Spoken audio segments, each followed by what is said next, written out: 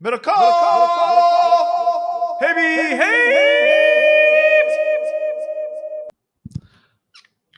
Hello! I don't know what that was. Hello! Anyone there? Hello? Anyone out there? Can you hear us? We're like stranded in the wilderness. Hello? Hello? Jimmy? Yeah, they're right here. What's up, YouTube? Live on YouTube. Podcast Sunday night, post-Niners. I'm a little rattled right now.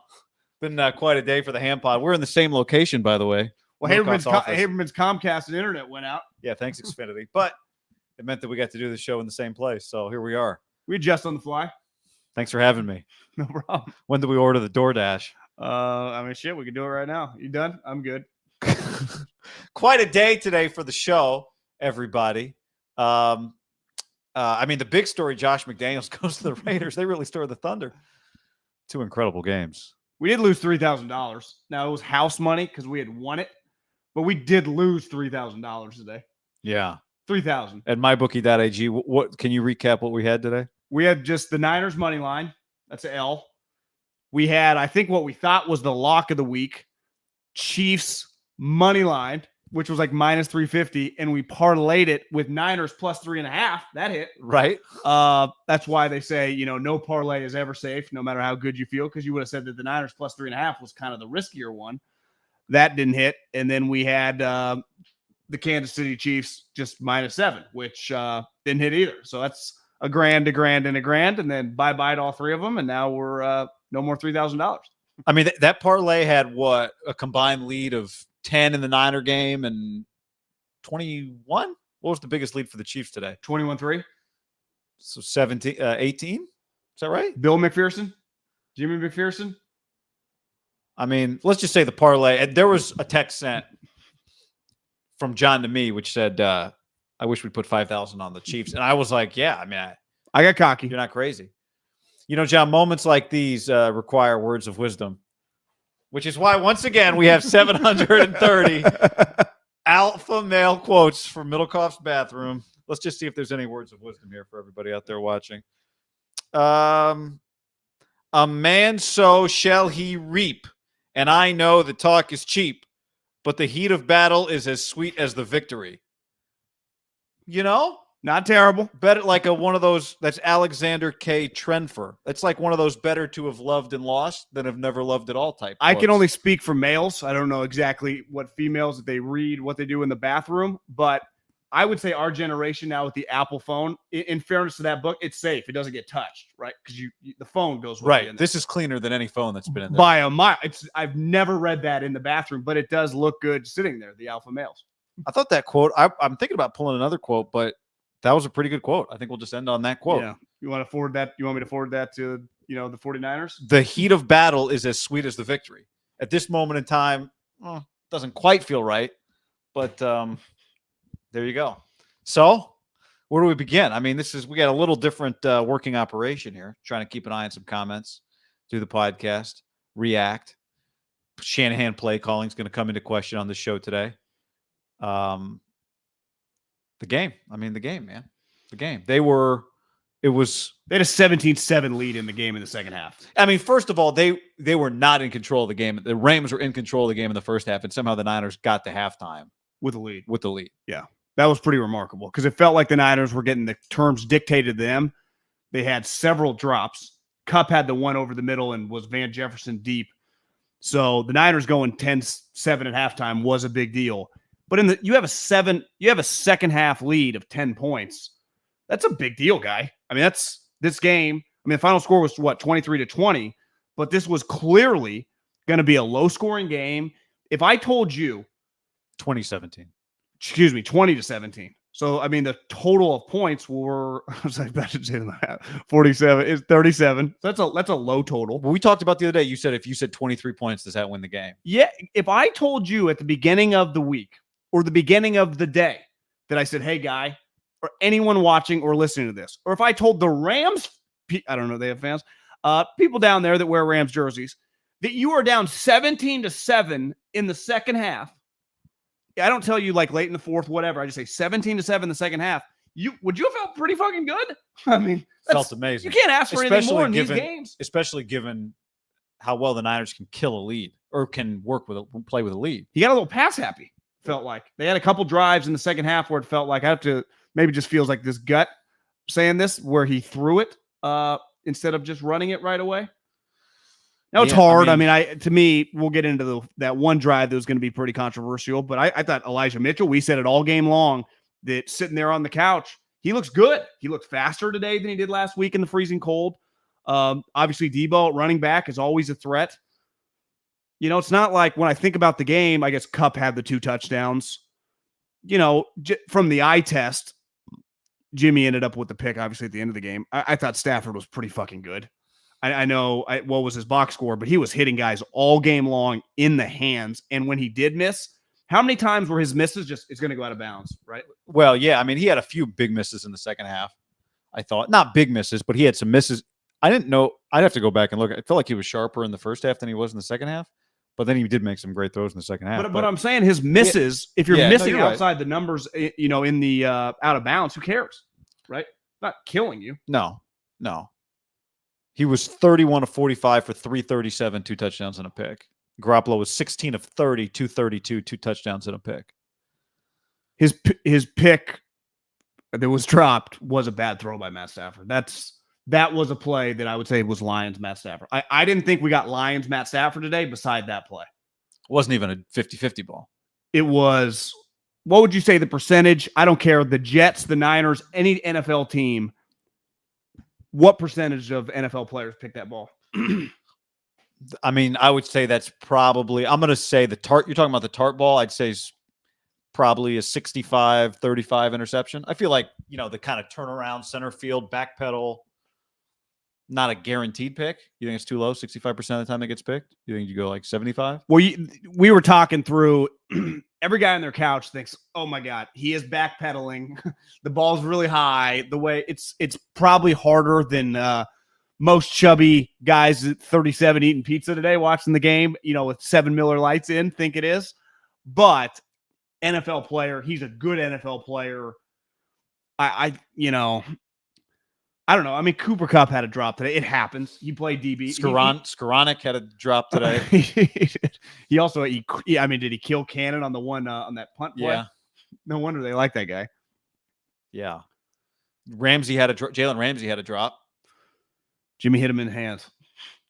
The second that play happens, it was a replay of the Cowboy game. What was Jimmy's final numbers? 16 of 30, 232, 2 touchdowns and a pick.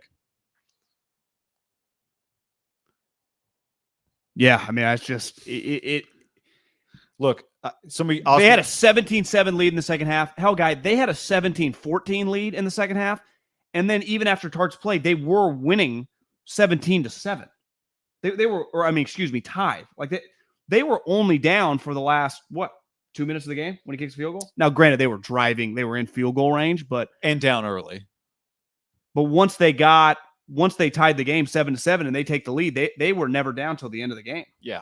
So for the majority of the game, sitting there watching it, they were not like, I would say the Rams, quote unquote, were on their heels, but they were from behind. Anytime you're just behind in these games, in these playoff games because when you're behind to me in a playoff game, unlike, and obviously the Niners played in a lot of big games because their record was kind of shitty and they had to battle back. And then even at the end, right, they had to win.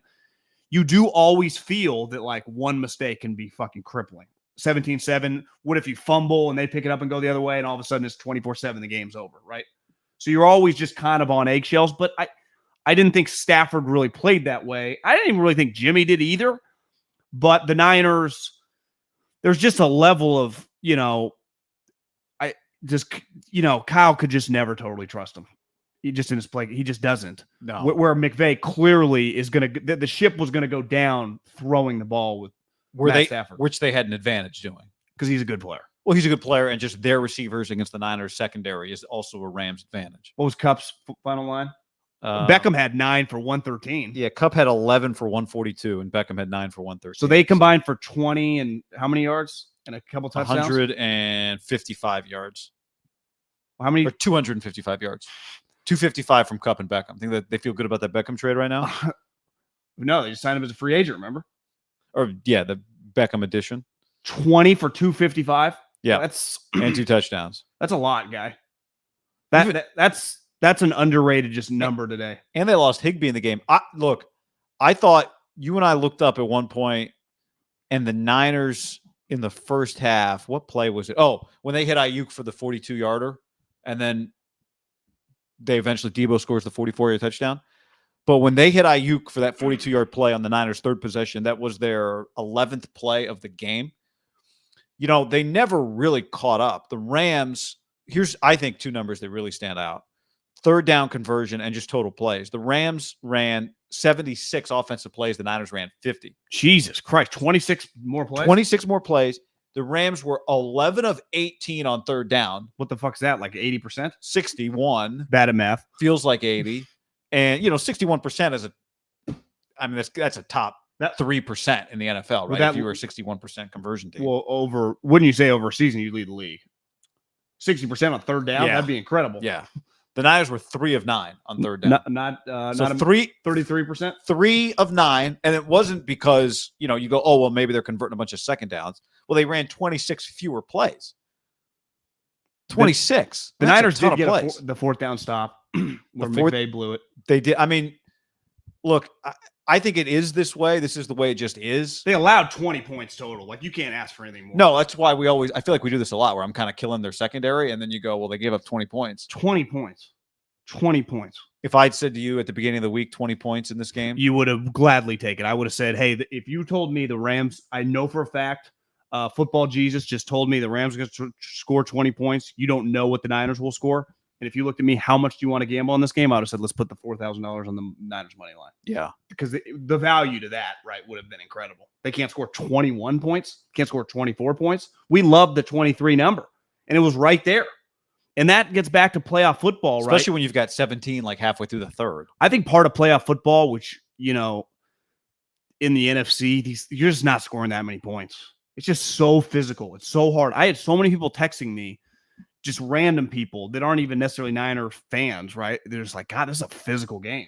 I think because you watch the other game, it's a little spread it out, throw it around, guys making plays. That game was, what did we talk about before we walked in? There's fucking blood on everyone's helmet. Every single person's helmet. Jimmy, blood everywhere. Stafford, blood. Aaron Donald, blood on his hat. Debo's blood. It's a blood game. Body bag game. Yeah. Whose body bag got taken out last? Jimmy's?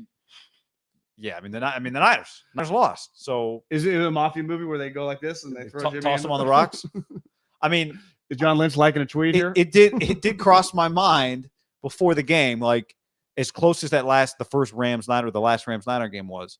The Niners needed that game more than the Rams needed it.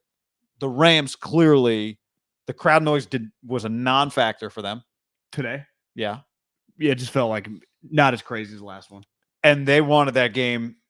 This game. Oh, you're saying the crowd was a non-factor in Week 18? No, I'm saying crowd was a non-factor in this game. Like the Niners having more fans at SoFi didn't totally feel it. They had multiple.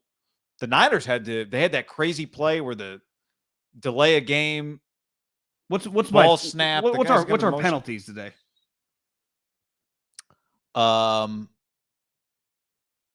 6 for 54 for the Niners, 2 for 10 for the Rams. That's, 4 extra penalties, pretty big deal. Especially right? the 15-yarder that came after the Odell Beckham Jimmy 30-yard catch. In the face, yeah. Right. You had the Trent Williams false start, didn't kill you. That came after the big Ayuk play. You scored a touchdown on that drive. Were there any offensive line holding calls today? Didn't feel like it. Maybe there was one or two, but yeah, I'm just saying the Rams were ready for the silent count. So yeah, there was no shock today. You had if you talk about swings of momentum, Tart drop, next play Odell 30, penalty 45-yard play. That I'm not saying Tart dropped the ball, that's the game, because Ramsey also dropped a pick and Kurasek dropped a touchdown. Who? Krzyzewski. Kryskowiak. Right. But yeah, that was a big swing. Two delay. Question on the stream: how many uncalled delay game penalties for the Rams? It looked like 2. a lot, at least 2. Now I tweeted this while the Niners. If Ramsey catches that ball, though, it's a pick 6. That wasn't on the final drive, right? Or was it? The roll right. No, that was a drive before. Yeah, drive before. So it's like Jimmy. Yeah. I tweeted this while the Niners had the ball, so this was not a Rams-specific take. But how does the NFL not have a play call? What's the word I'm trying to use? Play clock. A buzzer on the play clock. It's crazy. Again, go check the timestamp on the tweet. That's not a reaction to the Rams. But they did have, it seemed like 2 delayed games. You think they should institute that? Yeah, why not? Don't hate it. The whole like refs got to look down, then they got to look at the clock, then they look back down. If the ball's not snapped, then they throw the flag. It's like, is that how they work the end of the game?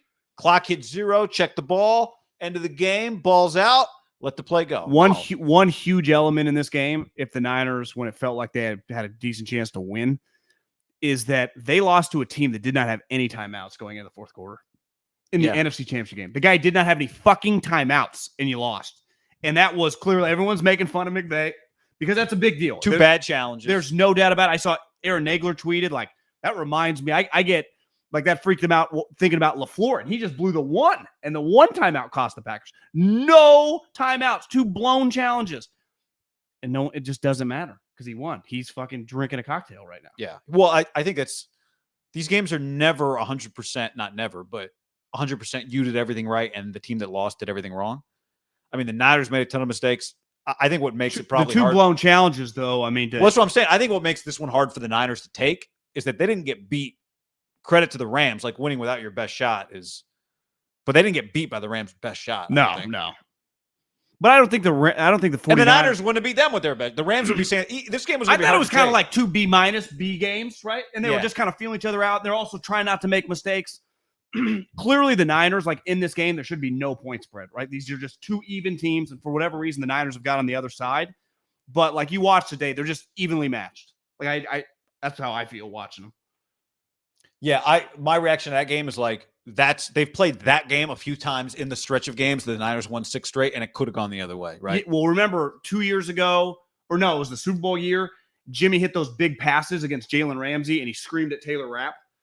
That would have been the 2019 season. They could have lost that game. Yeah. You know, like I'm saying, like this game, they have the 6-0, but like 3 of them have been that game, and the Rams have just not come up on the side, like you said. And that was today, where I think it's really hard. When the guy blows 2 challenges in the second half of an NFC championship, we can watch football for the next 10 years and not see that. Blow 2 challenges in a playoff game. Especially the second one, he was so confident, and then you saw the replay of it. He was so cocky. And it was clearly not a fumble. And when I say cocky, I just meant like he felt like someone told him like this is a lock. So I thought like, God, there's no way he can be that confident without it's clearly. And then you see it's like Juszczyk's arms down. Like, what are you doing? Especially on a play, it was 4th down. He was going to get the ball. And I would imagine they're replaying it, so he's looking up, but it doesn't matter. It just doesn't matter. I think maybe part of the reason why McVay, the Niners and the Rams never play their best game against each other is partly like Kyle and Sean know what the other is going to do to some degree, right? Like McVay knew, and maybe Raheem knows Kyle really well too. They didn't necessarily know that when the Niners ran the Trent Williams motion play that they weren't going to run the same play they ran against the Packers, but they knew that Kyle would have a trick off of it, right? Which in this game was the handoff to Kyle Juszczyk. They knew that. Like, could you go to the box score and let me put it up on the big screen here. How many yards did they rush for? Not Not many. 50. The Niners? Yeah, that's a problem. They just do not win these big games where they're getting out rushed when they're not playing in some. I don't even know the stat in the game against the Packers. That game clearly, when you're going to play in a game like today, for the Niners to win this game, maybe they don't need 150 yards, but 50 total yards. That is not a setup for them. Now, like you said, the play differential was 50 to 76, so they weren't dictating the time of possession.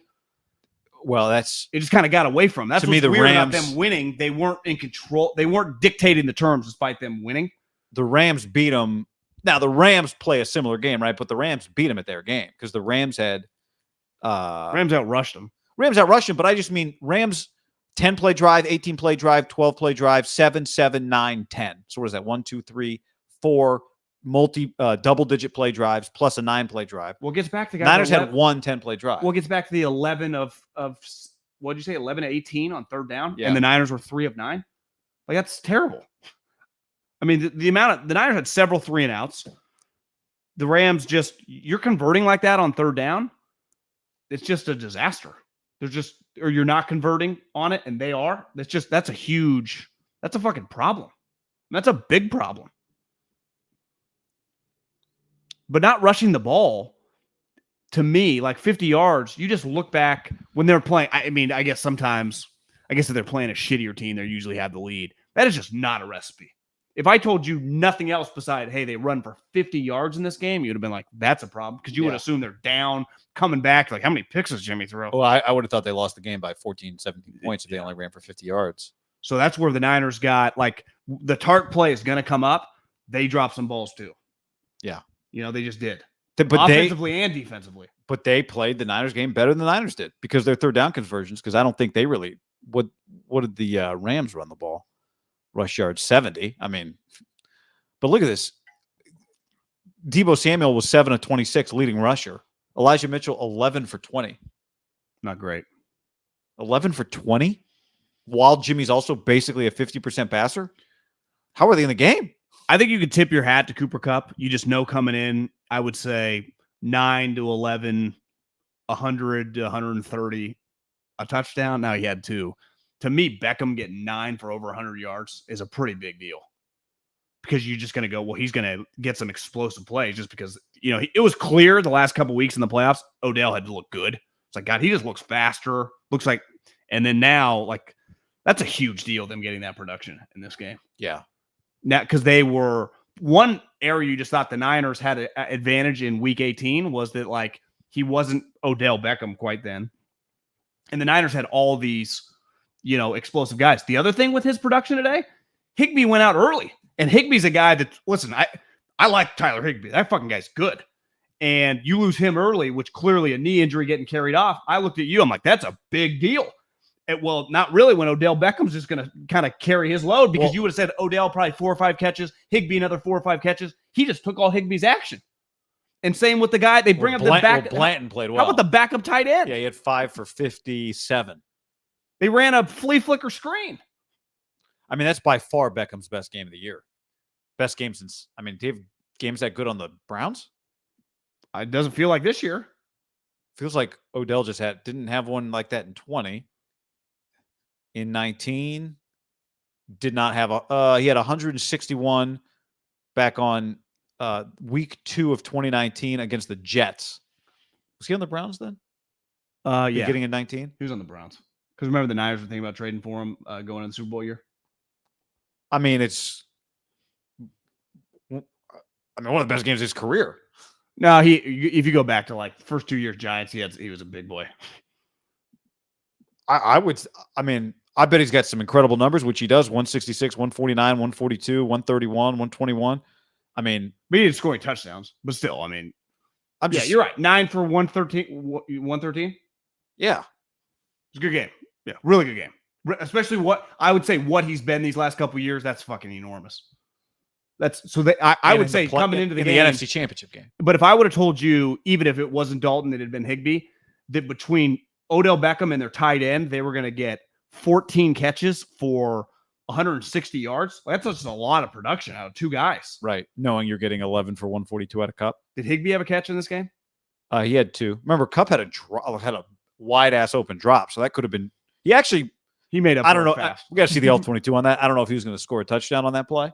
Looked like Jimmy Ward was kind of lurking, but he had a lot of room. That he would have been 12 for at least like 165 if he'd made that catch. But again, we saw him week 18. Like, he's a dominant player. I think you come in kind of like the Rams with Deebo. Like, he's going to get his. Who else? And it was like, those else? And I know he's famous, but he has not been playing at that level. Like you said, when we just look at his prior production, Odell's best game in years. And then a guy you've never heard of go 5 for 60 or whatever. And he got the tight end screen, right? A tight end flea flicker screen. I've never seen it before. No, I don't think anyone else. You see it on like the play bus, and then somehow you're able to check it down to somebody, but it looked like it was on purpose. One area the Niners are a little susceptible, and he went back to the well. Remember when Sean McVay went like this when they ended up? Yeah, because everyone is so aggressive coming up with Chris Kasurik. Now you can't criticize that because that's been a point of difference for them, right? They just fucking get up the field, one gap. Washburn taught them. There's no 2 gapping. It's go. Well, if you can hit a quick screen and Fred Warner pulled a Navarro Bowman, fucking made the tackle. But that was Forced a field goal. I know he said this. You could argue that's a good call. That's hitting a lot of time. Because if Fred takes one step in, now you could argue, like, do they even throw it to Cup enough? It felt like a victory every time they ran the ball for the Niners. Big time. Which is the predominant difference between the two teams. Right. Yes. Well, that's when the Niners played good teams. Every time they ran it, you thought, thank you. That's a big deal. Yeah. It's a big deal, because their linebackers all tackle. And this is something, and we'll have a long time to talk about this, but it gets back to you just never know. You're there, you have a lead, like, same thing with Andy Reid. Like, you're at home, you had a lead. It's easy to be like, well, we got Mahomes, we're going to be here for a while. But you just, in the moment, you got to take advantage of it. Like, ultimately, McVay is going back to a second Super Bowl. He is going back to a second Super Bowl, and Kyle's not. Now, unlike Andy, Andy does have a somewhat of a finite amount of time, right? He's 62. Kyle's 20 years till he's even Andy's age. But, you were in position against a team that – the other thing is, think about the matchup. They got the matchup of a team that they had beat, that they know so well. They were winning the game, and you just lose. Regardless how it happened, like some of the individual plays, if you're just sitting there with your Kyle Shanahan, John Lynch, it's like, we could have won this fucking game. We could be going to the Super Bowl. We lost an NFC Championship game. It's why that famous game against the Niners, something about these championship game with two teams from the NFC West, these games are pretty epic. But you just think, we were right there. Yeah. It's one thing, you've seen some of these historic games where you lose like 30 points in the NFC Championship. It's like, we got our fucking ass kicked.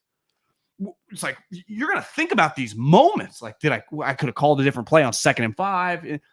Every play matters. But say the Niners drive the field at the end of that game and score a game-winning touchdown. I think the Rams will be talking the same way. Like, we ran 26 more plays than them. We missed a field goal. We dropped a pick 6. But that's what's happened. We dropped another touchdown. But that is exactly what happens when you lose the tight game. When you win, you don't even totally. Yeah. The victors write the history books, right? Like, they don't even give a shit. Like, oh, I fucked up some challenges. Like, whatever. You think Stan Kroenke's like, how about those challenges right now? Or do you think he's like, you want more? He's hosting the Super Bowl and his team got it. Those challenges are irrelevant. But my point, though, was more directed to your comment about the NFC Championship games between NFC teams. Like, I think this is part of it. Is you are not going to play perfect games in these games for the most part. They had 5 turnovers, right, in the catch game, or was it 6? I think it might have been 6. Well, for those of us that were born after the game, at least 5. You know this guy? For those of us born after the game, I have never heard that till recently. Well, I didn't know that till I watched the Montana doc on Peacock. I just feel like maybe it's come up more, that play. Maybe Joe, like you said, maybe Joe's more now doing this documentary. No one knows. You know why? No one gave a shit. Only one thing mattered in that game was that play. Now, this game, there wasn't one individual play that mattered, right? It wasn't like 30 seconds left, something happened, that was the play of the game. But you'll just go back and think about, like, God damn, had a fucking chance to go to the Super Bowl. Yeah. It's a big deal. It's really hard to get. Remember how hard last week was? It is just so difficult to get to this spot. Even we all think the retirements and Rodgers probably going to get traded, and Tom Brady, who just is adamant that he's not retiring, even though did you turn on TV today? Like, ESPN is not treating it like he's not retiring. No, I think they said or wrote, like, we trust our sources, basically. Yeah, Which, I mean, it was Schefter and Darlington. Yeah. Who broke the Tampa Bay story. Now, Condi Rice to the Browns didn't happen. He said they were contemplating something outside the box, I thought. He doesn't usually get. Remember, he got Andrew Luck, right? That was the other one. Andrew Luck mid-game. Wasn't that mid-game? I'll be shocked if Tom comes back. Yeah. Unless Kyle? Cabo? I'm already there. I wouldn't mind that story in about 2 weeks. 2 weeks. I could use that one on Wednesday. All right, well, let's talk about Garoppolo. Obviously, I think as the week goes on, as time goes on, that being his last Niner game will be a big topic.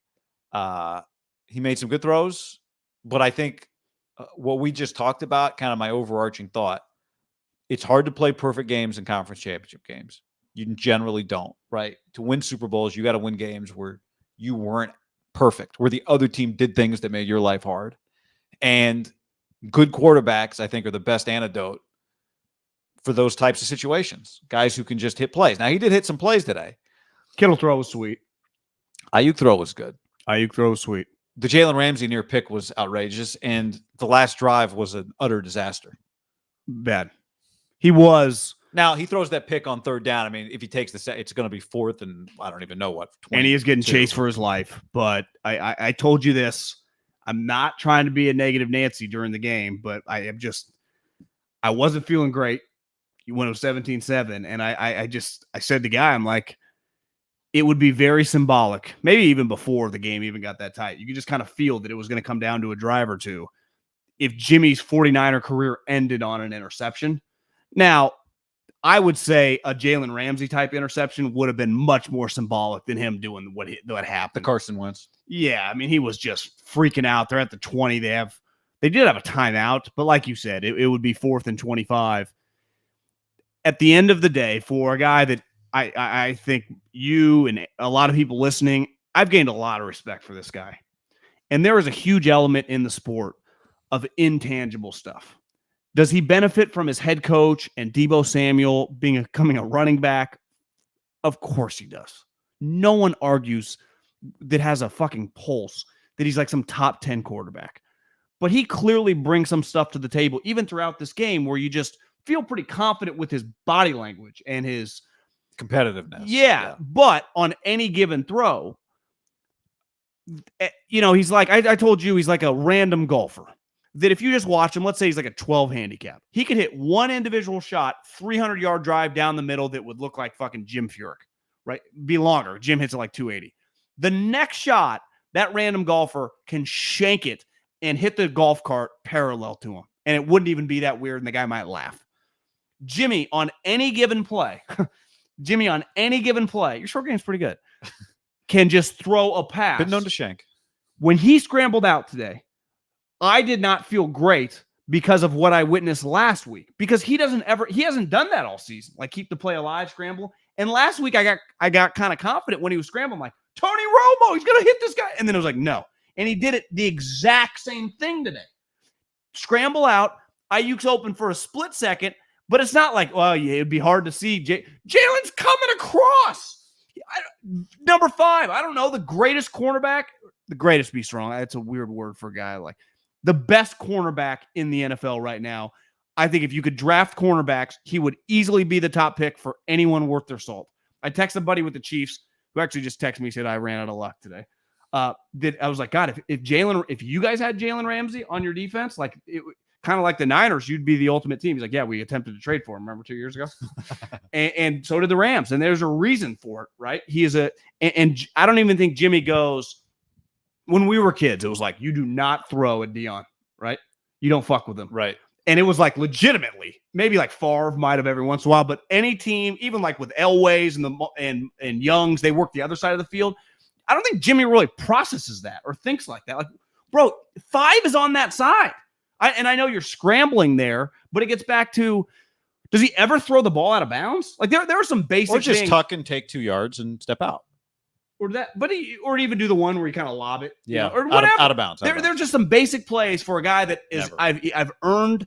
I respect the shit out of Jimmy Garoppolo. If I'd buy the guy a beer, I'd tell him, fuck, it's been fun watching him play football for the 49ers. As crazy as it's been. To jump in, I think one thing you appreciate about a player is if they fail, it's not because they can't handle the moment. That's not the issue. It's not about handling the moment. He looks no different there than he might against like the Jags. That's what I always say. I've been saying this forever. He plays the same game every week, which on one hand you respect, but on the other hand, that's kind of the problem. But but that part of it, you absolutely. I'm with you.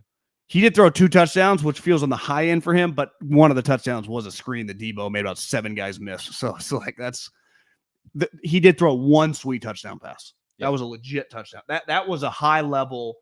That's a high level touchdown pass for Matt Stafford, for Mahomes. That's a high level pass. Ultimately, their downfall was he didn't have a couple of those consistently. They wouldn't always be in these tight games when they have all these really good players. It's just they can't really separate. If you put Matt Stafford on the Niners, like they're just way better. And it's the reason why obviously Kyle wanted him and they ultimately made the trade. But Jimmy had some downfalls that they've been able to overcome the last several weeks, specifically like these last 3 weeks, because we saw it Tennessee and then you and I went on and it was a devastating game. That Tennessee moment was like, did Jimmy just blow the season? That's what it felt like. Did he just blow the season? And then Trey happened and then week 18 happened and it kind of went away fast. But like, we'll never forget what happened in Tennessee when you kind of rewind. And then you were able to kind of circumvent it. That first drive against the Dallas Cowboys, they drive right down 7-0 and they're dictating terms.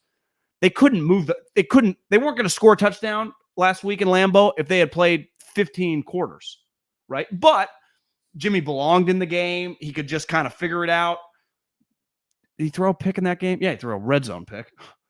And then, today, the final pick is not, to me, I don't like the Jalen Ramsey pass is infinitely worse than that thing. Like, he's so desperate in that situation. Third, do you want to do it? Of course not. The Jalen pick to me is like, that's Jimmy Garoppolo. Mid-fourth quarter, hits fucking Jalen in his hands. Ayuk, once they go the replay, you're like, he covers Ayuk, right? His body comes right in front of him. It's not like, he did an elite play. That was another not a 50-50 ball. No. Yeah. No, I think I agree. The last play, maybe it's symbolic that it ends on a pick. Maybe it's symbolic that it ended because he in wasn't such a bad frenetic today. way. I thought today was like probably a B game. You look at the numbers, 16-30, but I agree. He had some good throws. I mean, but, I think anyone that's listened to us for a while knows we're not into, it seems like this week leading up to the game became this big debate about what Jimmy is, like, nationally. You and I have not had that debate for a long time. We've stopped having that debate. It is what it is. Some games the plays get made, some games they don't, and they're going to have a chance to win all those games. But part of the problem is that you just cannot consistently throw the ball down the field. I keep saying it. They can't hit. This team does not hit three-pointers. They don't hit threes.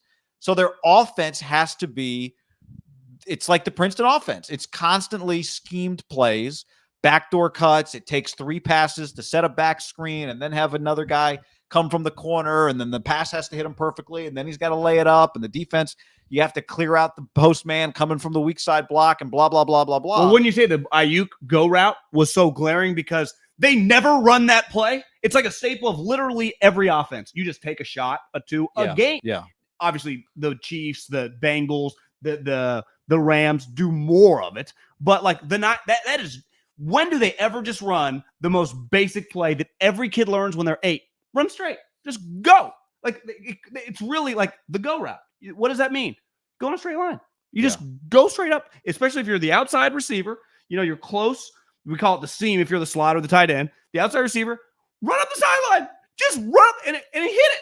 You could argue, like, should they have just called that play maybe a little bit more? I don't know. I mean, it feels like Jimmy throwing, I guess Ayuk's a fast wide receiver on the outside. Now, do they trust him not over, like, will his miss be over, not under? I don't know. I mean, they schemed up Juszczyk wide open in the Titans game, right? But that is a play, but he kind of leaks out. I just mean a play where your wide receiver goes straight, 3-step, like a basic play in football. 3-step, let it rip.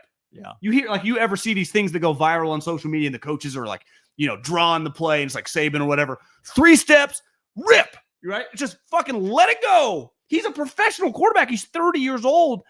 And, to me, I'm not acting like Kyle's the superior one in this relationship, but Kyle refused to call that play ever to Ayuk, who is but even Ayuk was speed wide receiver. Was that a contested ball? No, that was a yeah. Great you're throw. right. That's very unusual. But and especially like at Levi's or in the dome, like he's a speed wide receiver that can fly. I get not running in like Lambeau, but like some of these teams, we say it all the time about the Niners. Their biggest weakness is like ultimately like everyone's like Ambry Thomas is still a rookie kind of average guy. He can only do so much. Well, the Niners just get bombarded. It's like a blitzkrieg when other offensive coordinators play them because they're always pushing the envelope down the field. And I get the Niners, like I said, they have to rush for more than 50 yards, but they do never just run that play ever. It was kind of crazy looking back and like they hit it. It was shocking. Very. It was shocking. But he hit it kind of easily. I mean, Yeah. he hit him right in stride. Well, because, and you said at the time, like, that's your first round receiver against whoever that corner was, yeah, some random guy. right?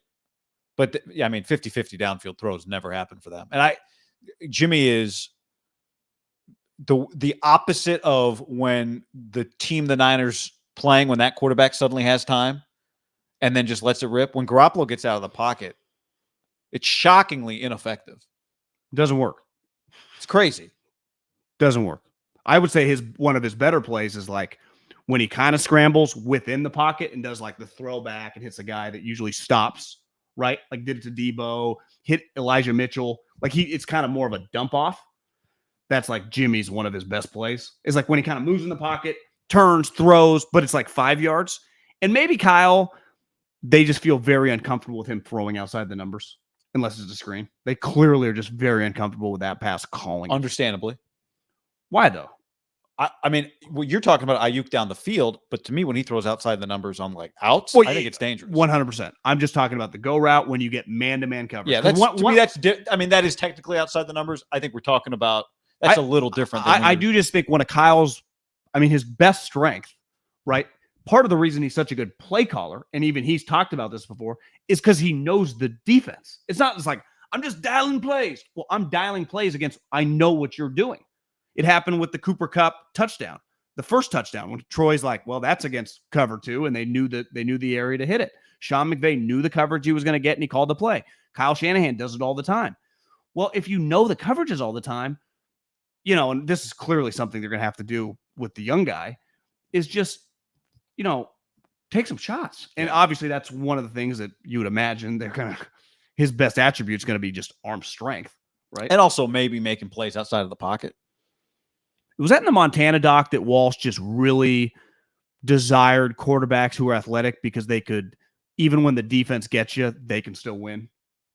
Have you seen that part in the episode? Maybe that was like when he traded for Steve Young. I didn't get to episode 4 yet. Yeah, I think that, but that's just, but it's becoming an in vogue talking point, I think, with the Mahomes and the Allens and the Lamars. It's like, well, shit, we called the right defense, we had it covered, and then they do a 360. Mahomes like jumped the shark. Burrow did it. Burrow did it all. Allen, I think Trey, again, has a long way to go, but he has like that skill set. Jimmy does not. Which is weird because Jimmy does have a couple times when he scrambled the last 2 weeks, he can move. Maybe he doesn't do it because he can't throw on the run, or he doesn't trust himself to throw on the run, because he clearly avoids that for a reason. He's done it 2 times in the last 2 weeks, and both times he hit the DB in stride. One time the guy dropped it. Yeah. On the chat, we keep addressing this. I don't understand why this is so difficult. Haberman, tonight is the reason why the chat was scratching our heads with your Jimmy G love last week. It was confusing. I've literally said the same thing about Garoppolo every week, and I say it every week. Chat's He's the same every week. Nothing changes. Saying you respect his competitiveness is not the same as saying he's a great quarterback. I respect the guy. He's not a great quarterback. They need to replace him. They're going to replace him. I supported drafting Trey Lance. I still support it. It's time to move on. I respect his competitiveness. He's tough as shit, but he limits them. Well, like, here's a good example. Like, this is not a debate. Like, it has been established. It's over and done with. The case is closed. The case has been closed since fucking week 6. I know. Well, there's just an element of like, I'm not trying to pick on this guy because I do, even though he blocked me a long time ago on Twitter. Derek Carr is way more talented than Jimmy, right? Physically, he's more gifted than Jimmy. And just in a vacuum, he's a better player. But we saw Derek in the playoff game spike the ball on first down. And then multiple times on that situation, again, a more talented guy, not even throw it into the end zone. So part of these big games is like, I at least know Jimmy, he might fuck up, but he also might make a huge play. And you see it with Dak. You see it with some of these guys. Like, I don't trust him at all to win it. Now, I don't trust Jimmy because he can throw a pick at any moment. But I know I've seen him win some big games. I've seen him do it. Now, on given games, is he the fucking guy, when I was this guy, that shows up late in the group project? Of course he is. No one would dispute that. But does he also have things in the bag that guys making 35, 40 million in this league will fucking never probably get? Never probably get. Yeah. 100%. And that's where I've come around as someone that said Trey Lance should start week 1 to change my tune as the season went on, understand where Kyle was coming from, and just respect Jimmy. I would say the person, and when I say the person, like the person is the football player, more as the season went on. But also support. This is not. You can't sustain this forever. They didn't score a touchdown against the Green Bay Packers and won. I mean, think about that. And they didn't score a touchdown. Yeah. And honestly, didn't really get that close. And the one time they did, he threw a baby's own pick, which was terrible. I mean, a baby's own pick. Now, Stafford did one today. Like those kill you. They should. Yeah, Rams missed. And it didn't cost them. They Rams avoided some. Now, part of it is the Niners create it. The Niners have a talented pass rush. Stafford's under duress. It's a war zone out there. And that's the thing where Jimmy, and I guess this is the thing with Jimmy. He can survive in a war zone. Now, sometimes, he gets taken out, but other times he comes out on top. And we've just been watching football long enough to know some of these quarterbacks now they look good in some of these games and they get their team. And then the playoffs, you're like, God, I wouldn't want that guy on my side. Yeah. Now, depending on the play, that's where Jimmy is just that he's a roller coaster ride, but he's proven enough to you can just get in the ring and throw some blows with him. And that can't be said for a lot of these guys in this league. Like what makes Joe Burrow so impressive today, but it's not even that crazy because I think we all thought it because just how fast everything's happened and what he did since LSU. Right. And we know that about Josh Allen and Mahomes, but those guys are so much better than Jimmy the player. But I do think he has some of their characteristics of not letting the moment he shit down his leg. He just makes a bad play because he makes fucking bad plays. Right. Like I said, he makes that throw against the Jags. Right. Or he makes that throw against the Minnesota Vikings. Like he does it against everybody potentially. He has 12 picks and he could have had 30. He throws a lot of picks. John, before we get to Kyle Shanahan, let's tell the people that this podcast appropriately today is brought to you by our friends at BetterHelp. You just take a mental moment there. Tell me if anything's happening on Twitter. Check them out at betterhelp.com/hampod. The best way to think about therapy is through, the thought that anybody at any time could use a little bit of help. And BetterHelp is customized online therapy that offers video, phone, even live chat sessions with your therapist. It's like what we're doing right now, but for therapy. So you don't have to see anyone on camera if you don't want to. It's much more affordable than in-person therapy. And you can start communicating with the therapist within 48 hours so you can get quick help. Why invest in everything else, but not invest in your mind? Right now, go to betterhelp.com/hampod. That's BetterHelp.com/hampod. Get 10% off your first month at betterhelp.com/hampod. It's not a crisis line. It's not self-help. It is professional counseling done securely online. So send a message to your counselor at any time. You'll get a timely and thoughtful response. Plus, you can schedule weekly video or phone sessions, all without having to sit in an uncomfortable waiting room too close to somebody else. BetterHelp.com/hampod. Go get it. Alpha quotes. Yeah. This is not a alpha quotes. While they can be helpful, is not a mental health plan. So did Kyle Shanahan. I think one of the discussions, my guess tonight definitely, and then Monday and as the week plays on, is Kyle Shanahan had a lead and didn't in the second half of the NFC Championship and didn't win the game. So however you want to define it, right? Did he choke? Did he blow it?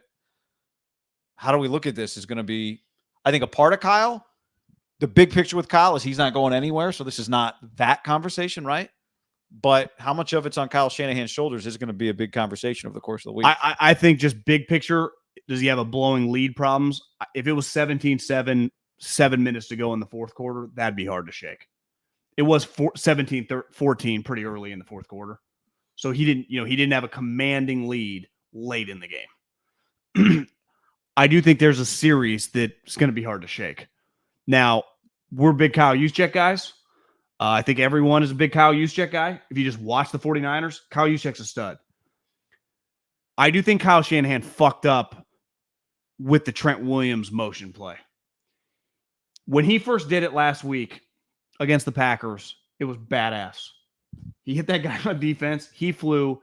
They went viral, and it was sweet. Whether you don't need to be some O-line enthusiast. You don't need to be Jeff Schwartz. Like, everyone liked that play, right? People like quarterbacks. People like everyone sharing that play. It was awesome. They replay it on the game. You're like, that was so badass. Then they went back to the well in that game. It did not work. You ran it twice. And listen, I've never. Well, remember, it didn't work because Elijah Mitchell picked the wrong. True, but like they ran the exact same play. So they did it twice in a game. What happened? Like, I've never coached in the NFL, but I've been around enough of these coaches and practices to know we're going to rep it at practice. Take a practice squad guy against our defense, a tackle, and have him motion. And if I'm Raheem Morris, what are some of the different plays? I don't know. I've known Kyle for what, a decade? He could do these 3 things out of this formation. He could maybe do a pitch. He could do a counter. He could do several things. So you are practicing against that play. So when Trent went in motion, I think that team would be more comfortable just seeing that. Now, as you said, he rounds it off. Technically, it's a penalty. You got to go straight. He gets away with it. But regardless, they're not catching anyone off guard. So when he calls the play, he kind of went back. One of the sweetest plays of the game by far, because it might have been the first time in history anyone's ever ran it, at least that I can remember, was the flea flicker screen. Because no one knows it's coming. You think in flea flicker, both of us stand up because I think he's going deep. And then he just dumps it off, and it works. Well, once that happened, you kind of go, well, they're probably, why would you not follow Trent? So you just kind of know. And I think it's never crazy to go behind one of the best players in the NFL. So it's like, I think Vince Lombardi's famous line, we're going to run this fucking play over and over, over and over, over and over. You watch the John Madden documentaries. He basically changed that. Like Vince Lombardi play was his favorite play. Most coaches have a favorite play. To me, when it's kind of trickeration, I think that's one he'd like to have back. Now, this is where you have Jimmy Garoppolo. He's not going to go 4 wide, right? He's going to run the ball. He does have a lot of variations of runs. I don't love that play on 3rd down. I'll tell you what, easy for hindsight, but, we were watching it and talking about it as it unfolded.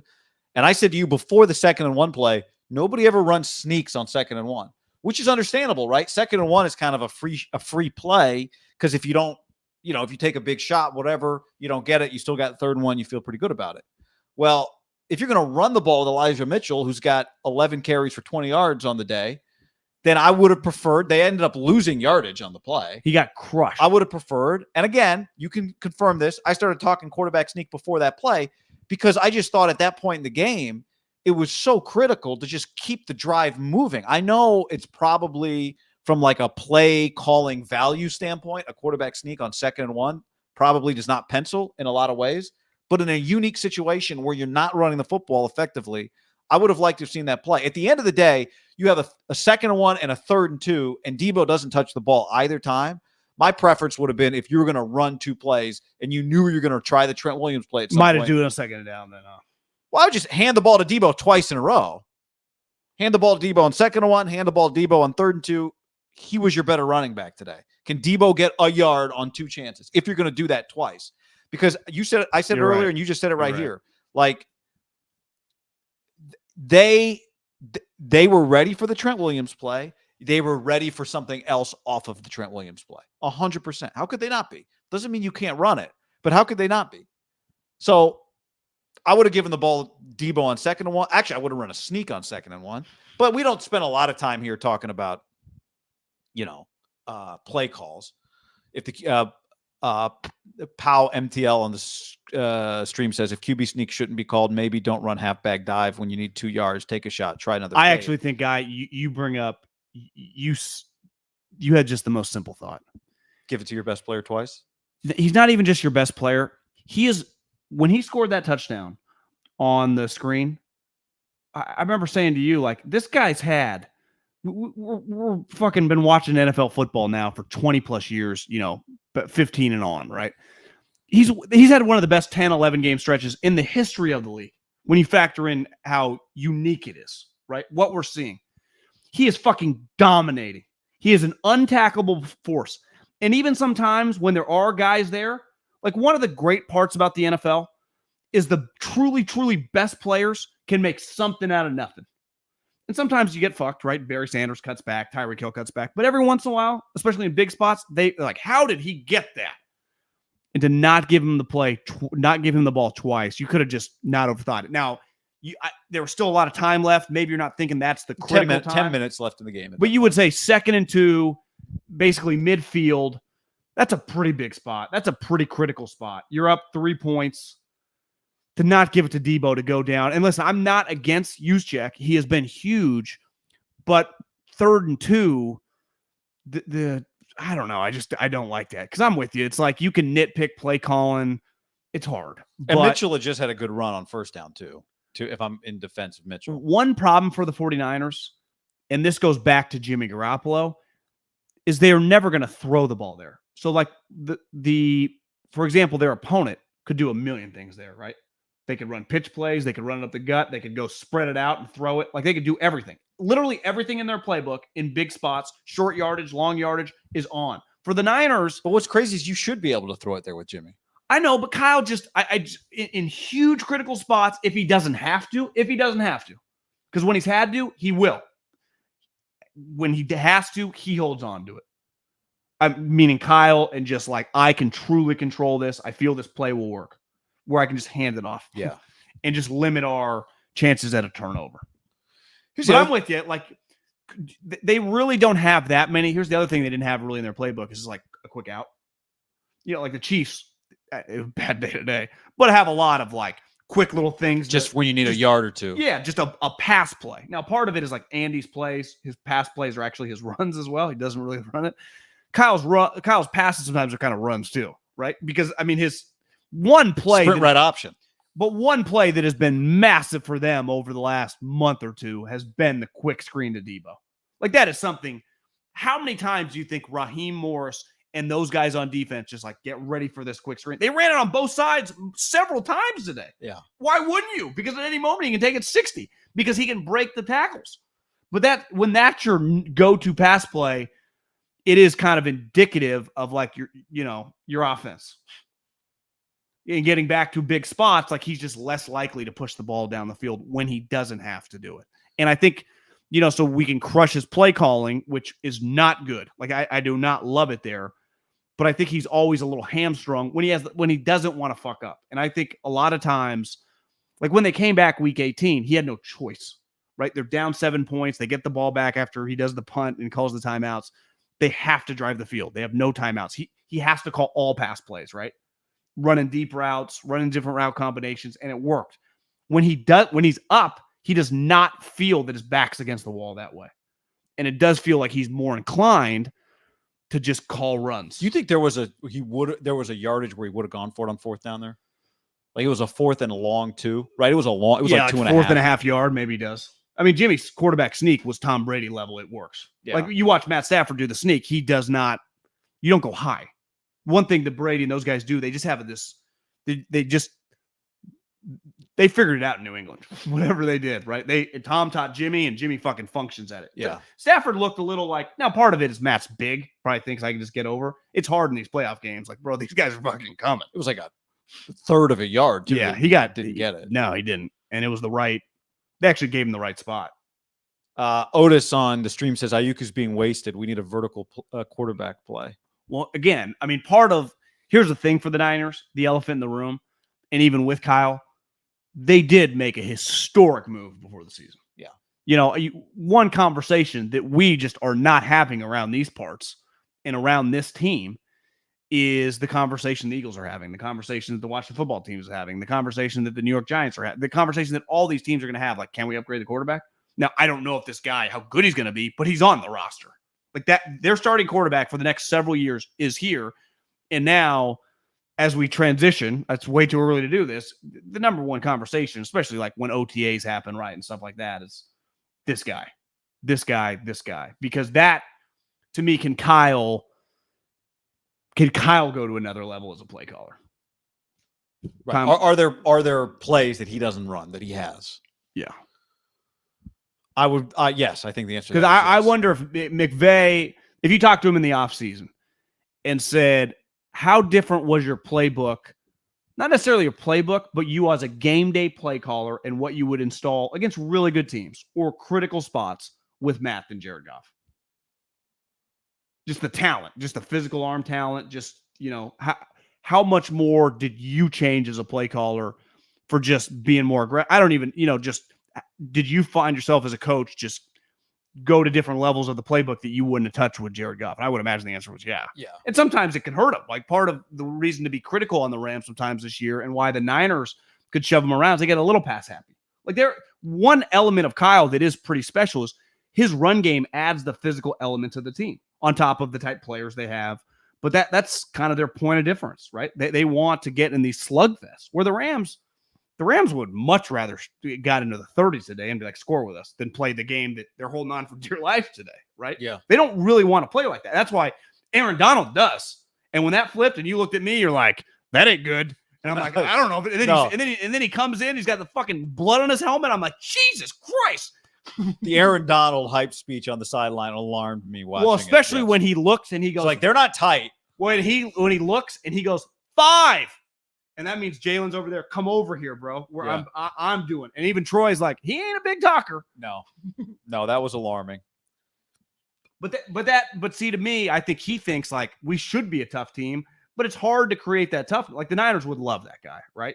The type guys, just the way he's wired. Remember in the first playoff game, he's fighting people. Like the Niners have some guys like kind of headhunting. Like you got to have those guys. But when you pass it a lot, and I think sometimes you see it with the Chiefs, is it just takes away from your physicality. Now when it's working, you can throw 40 points on the board. But if it's a little off, all of a sudden you're like, God, this team feels fucking discombobulated and soft.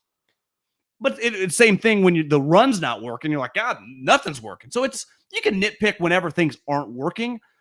But the Niners are just, in Kyle's play calling, is just very, very, I mean, down the stretch. I mean, part of, if you wanted to do the group project thing with Jimmy Garoppolo, Debo fucking Samuels was like having, if you were like a junior in high school and you were in a group project, like the dude that's going on a full scholarship to Cal. Like I got the smartest guy in my group. Like, and at minimum, we're getting an A- on the project. Well, and he told me like, hey man, just kind of come hang. I think the question when you go rookie quarterback, inexperienced, or now second-year guy, Trey Lance, one of the questions will be, okay, his ceiling is higher. Is his floor also higher? Right? Can he just do the basic things that are required to make the offense just kind of churn so that you can have 12-play drives where you're running the football? That'll be one of the questions. But here's what's clear, right? His floor to me is not as high today as Jimmy's. Like Jimmy, it can't be. Yeah, but, it's not. But whatever. Like the floor is not why you draft a quarterback. It's why the Mac Jones conversation. But it does matter early on in the season when they're going to be like their expectations next year is going to be to make the playoffs, right? Yeah. That's where the Rams, as the Niners go through this transition, Rams are going to be coming off, I mean, potentially a Super Bowl victory, but definitely going to Super Bowl with Stafford coming back. It's now he's got all these reps. He has 4 play. He had played in 3 beat the playoff Niners games. in the NFC Championship game too. That helps. And just the way you saw he carried himself, like he knew this is a big deal for his life. No, he's good. He belongs. He's not Pat Stafford. Fuck no, he's not. Pad Stafford. Pad Stafford. Yeah. A lot of people on the stream are saying that was helmet paint, like Niners paint on Aaron Donald's helmet, but I think it was blood. It felt like there was blood though on Jimmy's. Jimmy had blood. A lot of people were bleeding. Yeah. But let's just go with blood. I mean, it was a game that if it was blood, I don't know if blood would stay that red on his helmet, but I say we go with blood. Comment, Kinlaw's a bust. Sermon's a bust. Well, we got to go there on January 20th, Sun U. Mostert's always hurt. They needed him. Niners had zero business even being here. Irony is before the year, like they talked like they were a Super Bowl team, and Joe Staley came on the podcast and said better potentially rostered 19 because they lost some games early. All the pressure came off of them, but no, the standard, they were in the Super Bowl 2 years ago. So the standard that is set for Kyle Shanahan and the organization is to compete for championships. Like, I don't think it's giving Kyle a pass to say they had a good year, but the standard is to be like, the goal is to be there. Like it wasn't a free season, but I think he proved a lot. I will say this, and you pointed it out during the game, and I heard it I was driving over after, Xfinity let me down again, and to Middlekauff's house. And so I listened to the first couple series on radio. Mansion. 3 and out. It took me like 10 minutes to get to his house, and another 10 to get from the front gate to the valet. We're in the pool house right now. This is where I'll be staying. And Papa, 3 and out. Rams go 3 and out. Niners go 3 and out. Johnny Hecker, 53-yarder. Wisnowski, 43-yarder. After the Niners take the delay, so the Niners fail on the 3rd and 2, the use check inside handoff with Trent Williams, a little illegal motion. So you are not allowed to turn. You are not allowed to turn until the snap. But why can I go if I'm going behind the quarterback? Can I go at a circle? I don't think you can. I don't think you can circle towards the line until the ball's snapped. Now you can stop, get set, but if you're going to be moving, but you know how like the Niners have had like Elijah Mitchell or Debo go behind Jimmy, but you're saying they're going straight. That's true. I don't think you're allowed to be running towards the line of scrimmage at the snap. That's a good question. I mean, I'm the opposite of a rule guy. We'll have to check with Romo on that, but maybe Andy Reid can challenge because that is like the was the CFL where you get running head starts. You are not maybe the CFL. You are not allowed to do running head starts in professional in the NFL. You can come to the line of scrimmage and stop, or you can go in motion straight across. You cannot turn towards the line. And here's the crazy part. Trent started licking his lips. I'm surprised McVay had not said to the officials before the game, because Trent did it last week too. Yeah. Like when he does it, watch for the illegal motion, which, honestly would have been a blessing for the Niners for there been a penalty on that play. But anyway, they get, they end up punting. Go 3rd and 6 and then just run a slant to Kittle. Yeah. Actually, so you make Shanahan do something he doesn't want to do, actually, which is throw the football, which the Niners they would have had to throw on 3rd and 7. Would have been Juwan Jennings, but yeah. Who had a sweet play. Wishnowsky, so the Niners are at midfield, basically. They take the delay. Wishnowsky, you can tell off the punt, because I said, I got that one high. You can tell, I think he kind of got it up on his shin. Are we sure he's good? The ball went to the 17-yard line. It was not a good, given the circumstances in this moment, you would say this. He's not a weapon. No. He's not a weapon. And they play in a ton of close games, and they play against Johnny Hecker, who is a weapon. Honestly, guy, I wouldn't even, he doesn't even feel average right now. He feels below average when I'm just watching the ball in the air and having it not go very far. It feels like his punts are not going very far. Is there a chance that Kyle Shanahan got involved and just said, don't kick it as far so we can cover these punts? Because part of it is yeah. But that don't seems your coverage. That seems a little extreme. Now, I'm not trying to make an excuse, and this might sound like one. I'm honestly not. 2 teams lost games today, right? The Chiefs and the Niners. Yeah.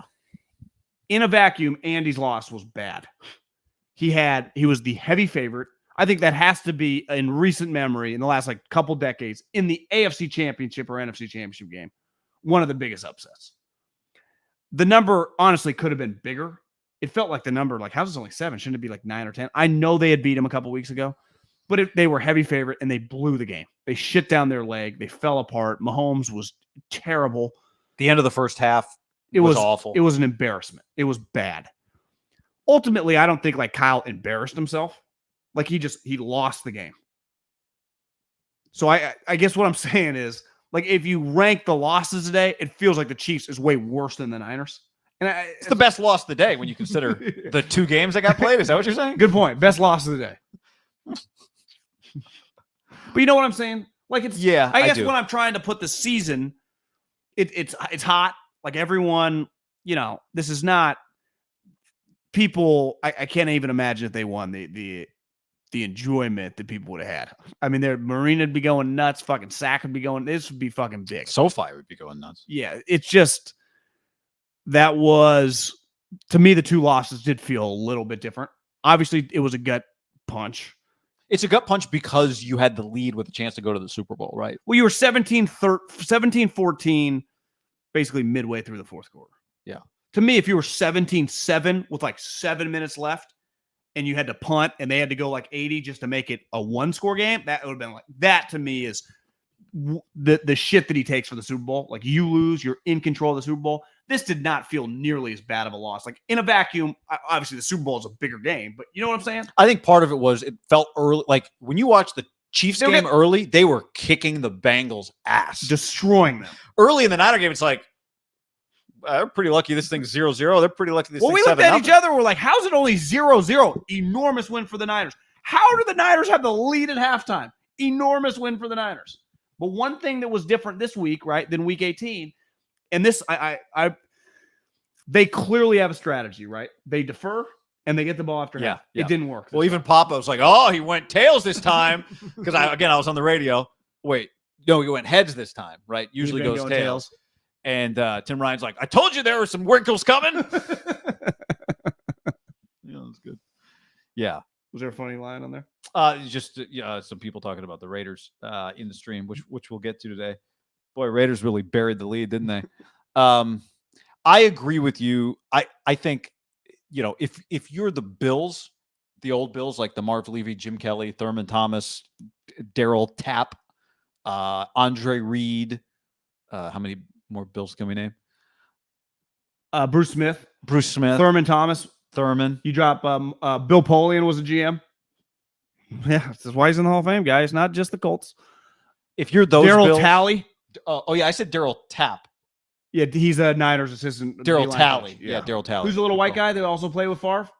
Oh, the guy that Don Beebe. Don Beebe knocked the ball out of Don Beebe was Wes Welker before Wes Welker. Not Daryl Tapp. Thank you. But if you're that team, Daryl Tapp was a wide nine guy. Well, that's why. See, now it makes sense. We were at camp. You're like, "There's Daryl Tapp." I'm like, "That is not Daryl Talley." You're like, "No, it's Daryl Tapp." And I'm like, "Does not look like Daryl Talley to me." You're like, "Yeah, I know, it's Daryl Tapp." And I'm like, Jim Washburn he guy, played for the Bills. And Kasirik is a Jim Washburn guy, so all the wide nine guys are interconnected. So, okay, finally, keep in mind, John and I had this misunderstanding. Well, I had this misunderstanding in Niner camp this year, and I finally just figured out what it means. You thought Daryl Talley was the Bills guy? I thought I was looking at Daryl Tapp, and I'm like, that does not look like Daryl Tapp to me. But you convinced me. That's Daryl Tapp. And smaller guy, he's an undersized pass rusher. Steve Tasker. Good one, yeah. Anyway, with that team, like they went to 3 straight Super Bowls and lost. And then when they went to their 4th, it wasn't like, well, you know what? If your worst years are Super Bowl losses, that's cool. Right? Like you don't say that about them. That aside. Didn't they get beat by a couple last-second field goals too? Yeah, they also had some blowouts. Yeah. Blowouts are easier to take. Thurman Thomas lost his helmet on the sideline. You think a blowout's easier to take? No. Well, I mean, I always say I'd rather lose like the way the Niners lost than get beat like 30-7. And just be like miserable on your couch when it's fucking 25-0. I go back to that alpha quote I read to start the thing. Like, alphas. This is like, why do we play? Like, the competition at the end of the day is part of what you love. Like, yeah. Because you're not devastated when you get your ass kicked. It's because all game long you're you like, just kind of embarrassed. Like you didn't anyway. Well, actually, you didn't do anything because you're just a fan on the couch or talking. It just means you got disappointed earlier. That's all it means. We did lose $3,000 today again. Because we, unlike some people, we put our money where our mouth. We tell you what we created it though. It wasn't like we just $3,000 out of our pocket. We had earned it. Did I almost screenshot our YouTube video that said the Chiefs should roll the Bengals and tweet that right as the Bengals were driving at the end of the half? Yes. Would that have been my Brittany Mahomes moment? Yes. Did I do it? No. I might have had a tweet out there in the ether last night after a couple cocktails. That said what? Someone asked something about the games today, and I said, like, Niners plus 3.5, Chiefs win easy. 0% chance Chiefs lose. Something like that was in a tweet. Yeah. In a quoted tweet that was kind of going. A lot of people were coming back. Who Day Nation, I bet Old Takes Exposed was we were right, and throw some bad body bags. We were right, and the Chiefs blew it for us. Okay, that's how I look at the game. But what I'm getting at is with the Bills comment, to circle back to that, is like, and we've talked about this with Shanahan all year, early in the year. Like your failure years, quote unquote, as your career goes on, they can't be, like Sean Payton's failure years aren't 5-6 wins. Certainly, like Mike Tomlin's failure years. If you're going to be 15, 20 years, one of the best coaches in the league, the years you don't win the Super Bowl, you should put yourself in position. This was an Andy Reid failure year, right? He was a 2-seed. He lost. Yeah, I mean, partly I think he was a failure because I think he had the best. Like his team should be in the Super Bowl. Yeah, and I think the Rams. I go back. I think I said really early the Rams should be in the Super Bowl, and then they lost a few games. I was like, oh, but pain. Like if you had said Chiefs Rams Super Bowl, I'd go. You know what? I would have liked for the Niners to be there. # business purposes, because then I'd be there. But yeah, you're gonna buy Super Bowl tickets. Well, yeah. What happened with that? A penciled? Oh, we would have won some cash today. But Rams Chiefs, like, at multiple checkpoints of the season, that would have made sense. This one would have felt like gravy. But that doesn't change the fact that they were right there. I mean, they had the lead. You cannot deny that they're going to have to prove that they can win these games. And I think Kyle has proven he's a fantastic coach. That's what I believe about him. I think time will tell. Now the big question, can he develop a quarterback? But if he does, one of my tasks for this week, maybe for the next pod, is to do some math on combined head coach and quarterback age in the NFC. The premise being, I bet the Niners are pretty young. Head coach, quarterback, Stafford's only a couple years younger than McVay, right? And McVay is several years younger than Kyle, right? Yeah. So those two guys, I don't think Russ and Pete are going to make the top 5 on the list. But, that's going to be the next challenge for him. I thought getting to the NFC Championship this game this year was good. But, you still got to – you beat Sean 6 straight times, but McVay won the game in the playoffs. Well, when Brady retired, I saw someone – Biederman or it could have been Jeff Darlington. I don't think it was him, but it was someone that tweeted that Tom Brady played more seasons in the NFL than Trey Lance has been on this earth. How did that become about Trey Lance? Because he's going to back Tom up next week? Yeah, it had to be a 49ers, someone of the 49ers. Just kind of putting it into perspective. Fucking played 22 years in the league. Yeah. Again, retired. We'll see. Yeah. Tom Brady Sr. Tom Brady Sr. I was listening to Seth Wickersham's book on a little drive today. And used to talk a lot. Big talker, insurance salesman. When Tom was drafted at the 6th round pick, he signed a 3-year contract. It was $170,000. Money's gone up a lot because the minimum salary now is like $800,000. Tom Brady Sr., again, this is 20 years ago. Now, Bay Area guy said, Tom, you're still not making as much money as me. Tom was making some cash, 20 years ago. I mean, probably $250,000, $300,000, $2,000. That's a lot of money. I mean, Tom Sr. was taking him out to, was he a member at Olympic at Cal Club? The family was a member at Olympic. Tom's family, I thought. That's the way I heard it. I thought Tom Sr., when Tom Jr. was a kid, they was playing golf at Olympic. So Tom Sr. was a member at Olympic. Yeah, but then there was the one thing when they were doing the alternate shot and Brady took the putter and hit the ground because he wasn't getting into the Tom Brady, wasn't making NFL salary when he was 12. No.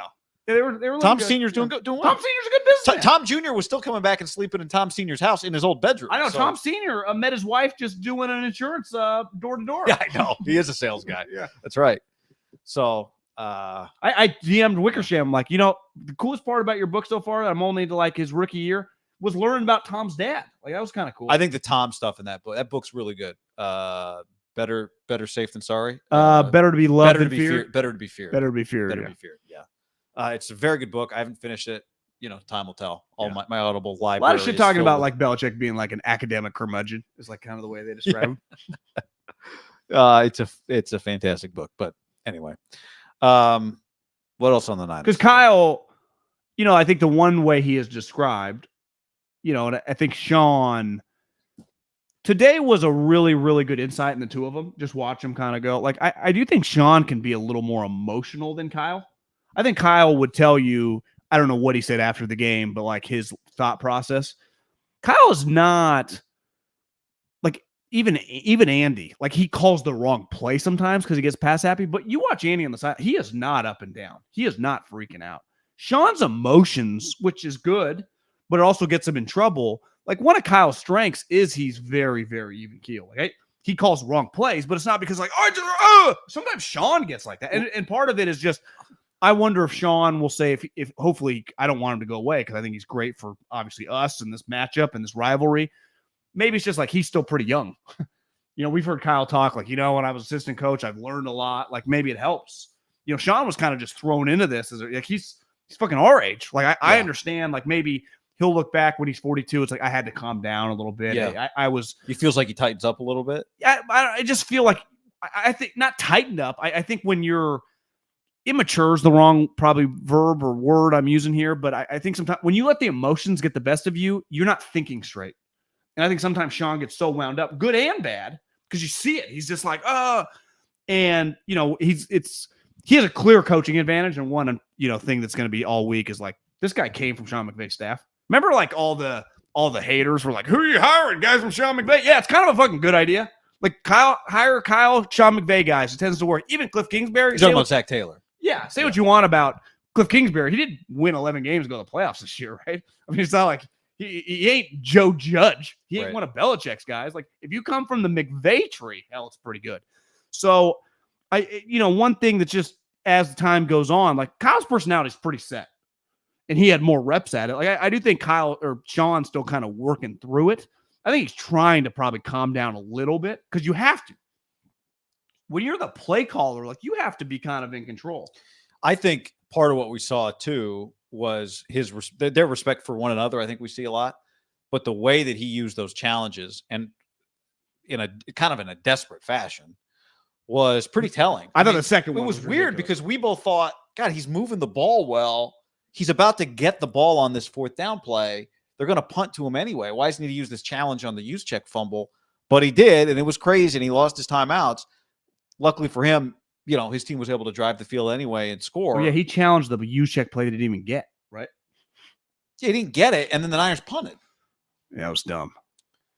But I think part of that is he's thinking like Stafford one was dumb too, just because like they don't ever overturn that play, do they? And I know it's easy to be like, well, if you just watch football, well, Sean's at a game every week, so he's not just like sitting back watching red zone like all of us. I know, but they never overturned that play. Well, the tough part too, right, is he's looking at the replay. He thought live it was a bad spot. He's looking at the replay. We're looking at the replay on TV with the 1st down line and with the line of scrimmage line. It was clear there's not enough evidence there. I don't know. I think he really trusted his eyes on that one. I don't know if he trusted somebody in the booth on the second one, but they were bad. They were bad. And I think that's maybe one of the questions with him going into this game is like, are they going to need to launch a comeback against the Bengals? Luckily for him at that time, they were only down, 3? So they didn't ultimately need those timeouts, but they have, I think, like the Niners would a pretty big advantage. The Bengals pass rush. I mean, it's just like your pass rush against the Bengals, even shot today. Yeah. The Chiefs were getting after his ass. They have more firepower, even the Chiefs. The Chiefs are kind of just one guy, 95, makes a lot. Like they got like 4 guys. I mean, Vaughn didn't really totally notice him today, which is a good thing. I mean, it's a huge having Trent. I would imagine you notice him a little bit more against some of the Bengals guys. Von Miller has a chance to like a couple Super Bowls. Like he was already, once he won Super Bowl MVP, this is a fucking pretty big. Him and Odell. All it takes is one play in a Super Bowl. Odell Beckham and Von Miller are going to be Super Bowl champions. I know. Obviously, Vaughn already is, but Odell, everyone's like, oh, he should have gone to Green Bay. Well, no, I think it's working out pretty good for him. Yeah. You think those 2 guys are going to want to stay? Yeah. Or do you think you win a Super Bowl, like if you're those guys, you got to cash? You're Vaughn, you go get paid one last time. Odell, to me, it'd be pretty good spot. Plus, they pay. The Rams pay. Yeah, the cap doesn't impact them ever, huh? They have unlimited. They have the $700 million. These are 2 teams that don't have first rounders forever, it feels like. Didn't Troy mention that? Yeah, well, he was talking about the Rams specifically, but Niners don't have him either, right? Yeah, I mean, the Niners don't have one in 23 either, right? It was they lost to 21, they lost to 22, they lost to 23. So the pick they're giving up this year is 29. They'll have like 7 compensatory picks though when they lose all their assistant If coaches. I would have told Kyle Shanahan and John Lynch before they made the Trey Lance trade, would you give up pick 29 in your 2023 first round pick to be leading in the NFC Championship game this year in the second half? What would they have said? Yes. You just made me think of a good topic for this week too. In a heartbeat, right? Well, I mean, we can get into this later in the week. Did you think were the Rams, I think we kind of talked about it, already validated the Stafford trade coming into this game, just being in this game? Were they validated or did today validate it? Well, today validated. I don't know if they were already validated. Validated now with this win. They don't have to win the Super Bowl? They're validated in this way. It was clear to me that Matt Stafford made them better and that Matthew Stafford was more than a stat patter before this game got played. Just based on the 2 playoff games or all season? Yeah, well, both. But I mean, definitely in the postseason. He's been awesome. So, like, if let's say Jimmy drives the field at the end of the game and the Niners win, like Stafford, I thought played winning football, right? Yes. Even though we had the red zone interception. Well, Josh Allen lost the game last week, and no one blamed Josh Allen. No, I think they were you're right. They were validated. They did the right thing. Making a note for the topic for later in the week. Was Stafford going to be a Hall of Famer now? I mean, his stats are going to be. He's going to have a Super Bowl championship. The irony is the Super Bowl is going to pad the stats for his highs. That's true. Cooperstown. He's not a lot. I would say this though, like the Niners, if they would have made the Super Bowl, there's so many good topics. It would have been, props, who can win Super Bowl MVP. The Niners Super Bowl MVP would have been hard. Like you would have been like, oh, Debo's going to be the heavy favorite, but like Kittle could have 2 touchdowns. Bosa could have 3 sacks. Like it could. The Rams. It's not a lock. Stafford is like the MVP, right, in that game. Even if he throws 300 yards. Like if Cooper Kupp could have a 12-catch, 200-yard game, boom, right? Aaron Donald could have 2 sacks, force a fumble. We saw, that Von Miller game, he picked it up. He forced a fumble and had a couple sacks. Yeah. Like feels like Stafford he should get it. Like if you just think about how it goes right for them to win that game. But I could see other guys on that team being in the mix. Starting with Joe Cooper Burrow. Kupp. Chase. Jamar Chase. Yeah. Yeah. Eli Apple. I got distracted by making a note about the great Trey Lance topic that I had that I'll probably hate on Tuesday when we do the next show. But we're talking about McVay, Shanahan. Shanahan's body language, it turns out, doesn't change, right? No. Good or bad for the most part. That was one thing we people talked are, about this year. emotions are high after bad losses. You gotta. Yeah, I mean, that team.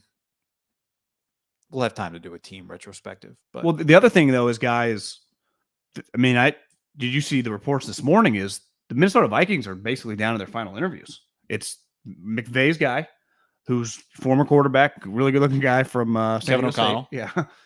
And D'Amico Ryans. Where's Harbaugh? Harbaugh feels more of like in the mix with the owner more than Kwesi, right? Feels like Kwesi's got his two guys, and then the Wilfs are kind of forcing that one on him. / Jim is just like, hey man, I don't really want your job. Can you help me get a deal? Little leverage. Maybe they're friends. I don't know. Yeah.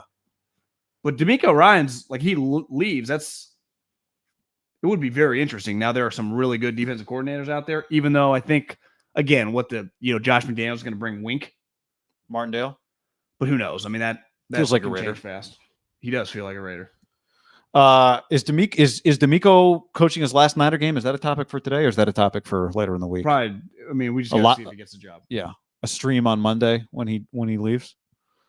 Maybe it wouldn't totally shock you if he's announced as the next head coach tomorrow, would it? Not after what they've done in the playoffs. What if Kwesi already knows and they already know? They've already interviewed him. Let's work with him. Did you see this? The rule, Kevin O'Connell, whatever the rule is, like he can't interview now till after the Super Bowl, second time. It's kind of stupid. Because interesting. I guess the good news for the interviewing Super Bowl guys. Yeah, I guess the good news for the Vikings is they've got their GM, so all their player evaluation stuff they can do. Who else is somebody else going to steal? Like, what's Balky doing right now? Yeah, so the Jags have an opening, right? The Giants have hired their coach. Did they? Yeah, Dable. Dolphins had not. Texans have not. Texans have not. No. Texans are going to announce that one like McCown, like right before the kickoff. I don't think that's as crazy as people are acting like it is. Even though it is kind of crazy, just because in the NBA it's become much more normal. And I was thinking like, well, they did it with Steve Nash, and you're like, well, Steve Nash and Josh McCown aren't exactly parallels as players, right? Part of hiring Steve Nash was like, well, he's the smartest player ever as like MVPs. Steve Nash had been an NBA assistant. Let's not forget, kind of. No, he was like he was on the Warriors air coach staff. Flew in and flew out. Yeah, I mean, but he at least McCown retired last year. Yeah, but remember he did the thing with the Eagles during COVID where he was like their assistant kind of too. But backup quarterback. Yeah, but he was like they would fly him in. I think it's kind of crazy, but I'm very much for it because I think it would be fascinating. It does feel like he's going to be their next head coach, right? Because that was their idea last year. And how are they going to hire anybody else at this point? Feels like McCown's going to be their next head coach. So it's an interesting group of guys. I mean, potentially D'Amico, McCown, McDaniels, Dayball, pretty much the headliner, him and McDaniels, just because they are famous coordinators. Boom on the stream says Greg Papa said that interception might have been the worst drop, the Tart play, worst drop in the history of the franchise. Interception drop. I do think here's what I was going to say earlier. I just remembered. Did Harbaugh have a successful 49er tenure? Yes, he did. I'd say it's widely considered one of the best short runs in NFL history. Yeah, right? But it was a short run, a Super Bowl, another NFC Championship game. It was an incredible 36 months. And even the fourth year, if you're around, it was just so powerful because he was so famous by then. But the 3 years of winning was sweet. My point is, and this is not like a hammer Kyle, but from an organizational standpoint, they've been really close now, a lot. 5 NFC championships, guy, in the last 11 years. 5. That's impressive.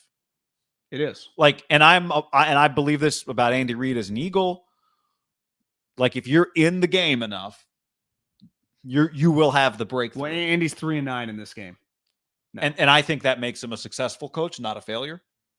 You know, like the same way Tom Brady losing Super Bowls, but being in more is more impressive than Joe's 4. Belichick's 6-9 in the games.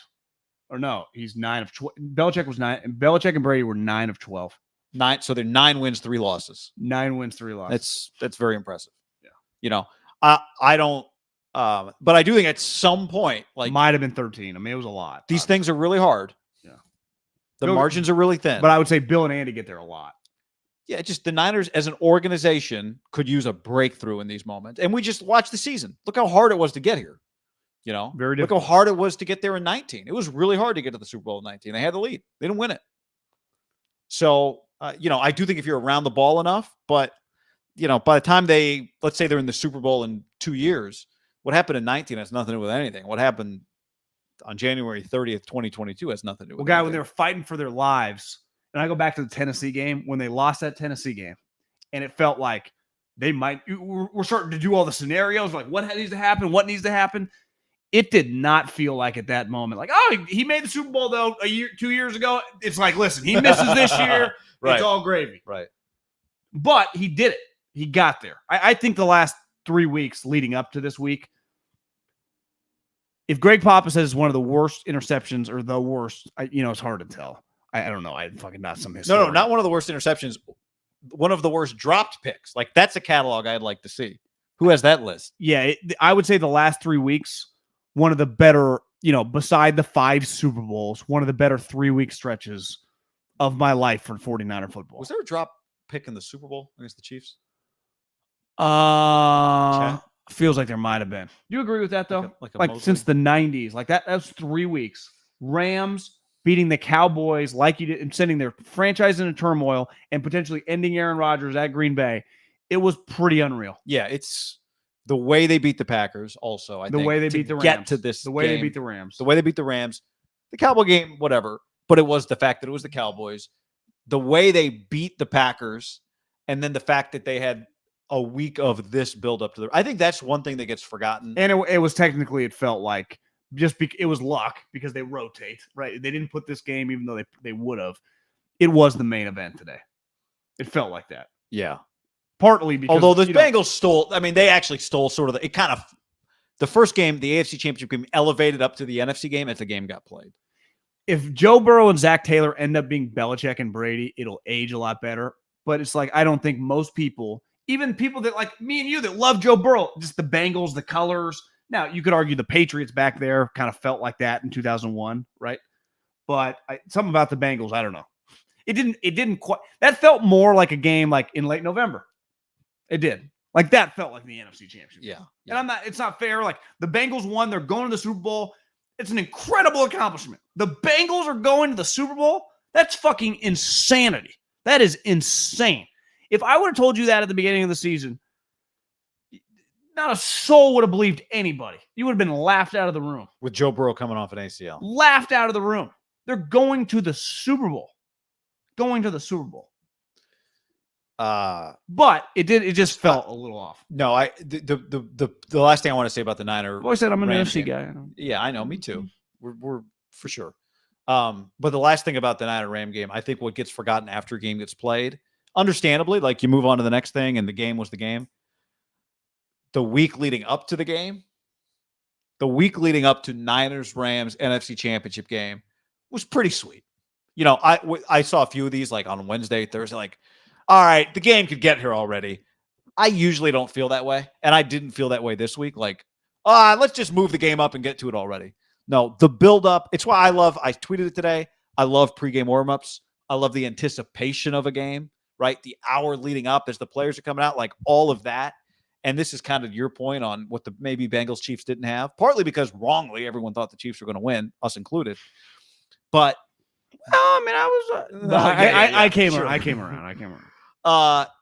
But I text you $5,000. You should put $5,000. And I was like, yeah, dude, we are idiots for not doing that. You see the guy, I think the Action Network tweeted it out, put $200,000 right before the game on the Chiefs money line. Or maybe when they were up 21-3 and it paid out 10 grand. No. Paid out 10 grand. Wait. He put how much on the Chiefs? When it was 21-3, he live bet the Chiefs $200,000 to win 12 grand or 10 grand. Are those bets even real? Who does that? Well, you can't because you can live bet it like minus 1,000. But who bets $200,000? That's somebody because I do think cuts themselves.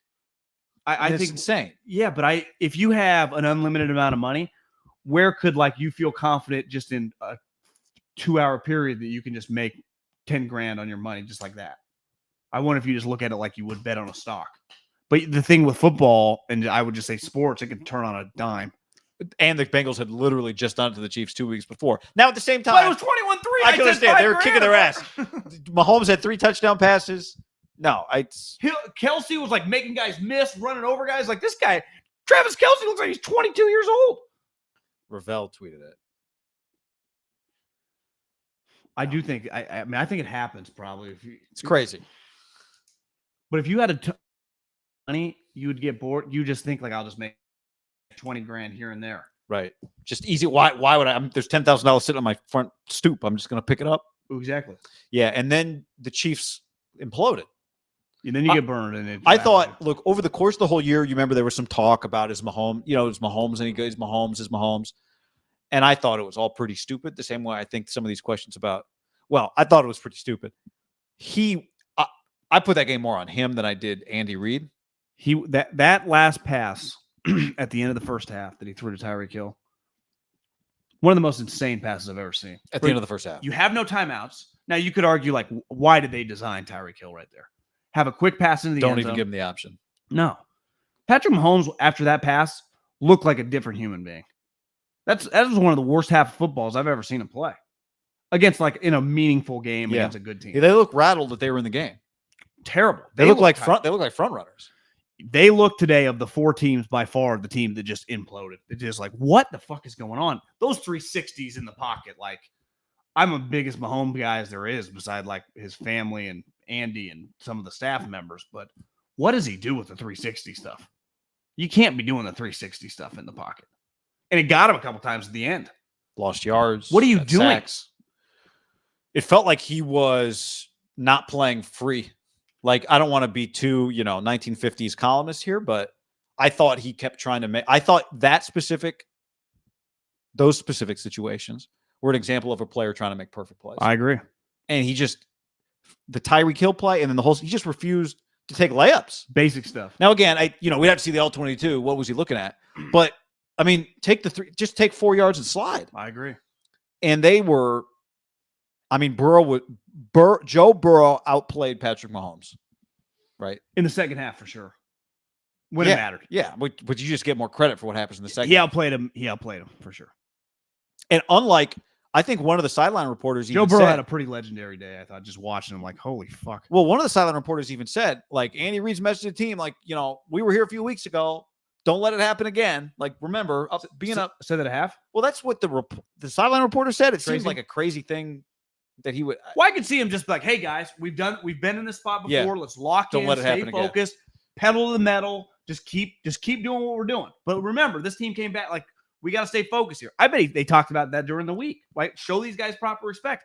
And they did. They came out. It was like, God damn, the Chiefs look good. Yeah. I kept thinking, like, the Rams and the Niners, don't want to play them. No. That's an insane result, guy. The Bengals won.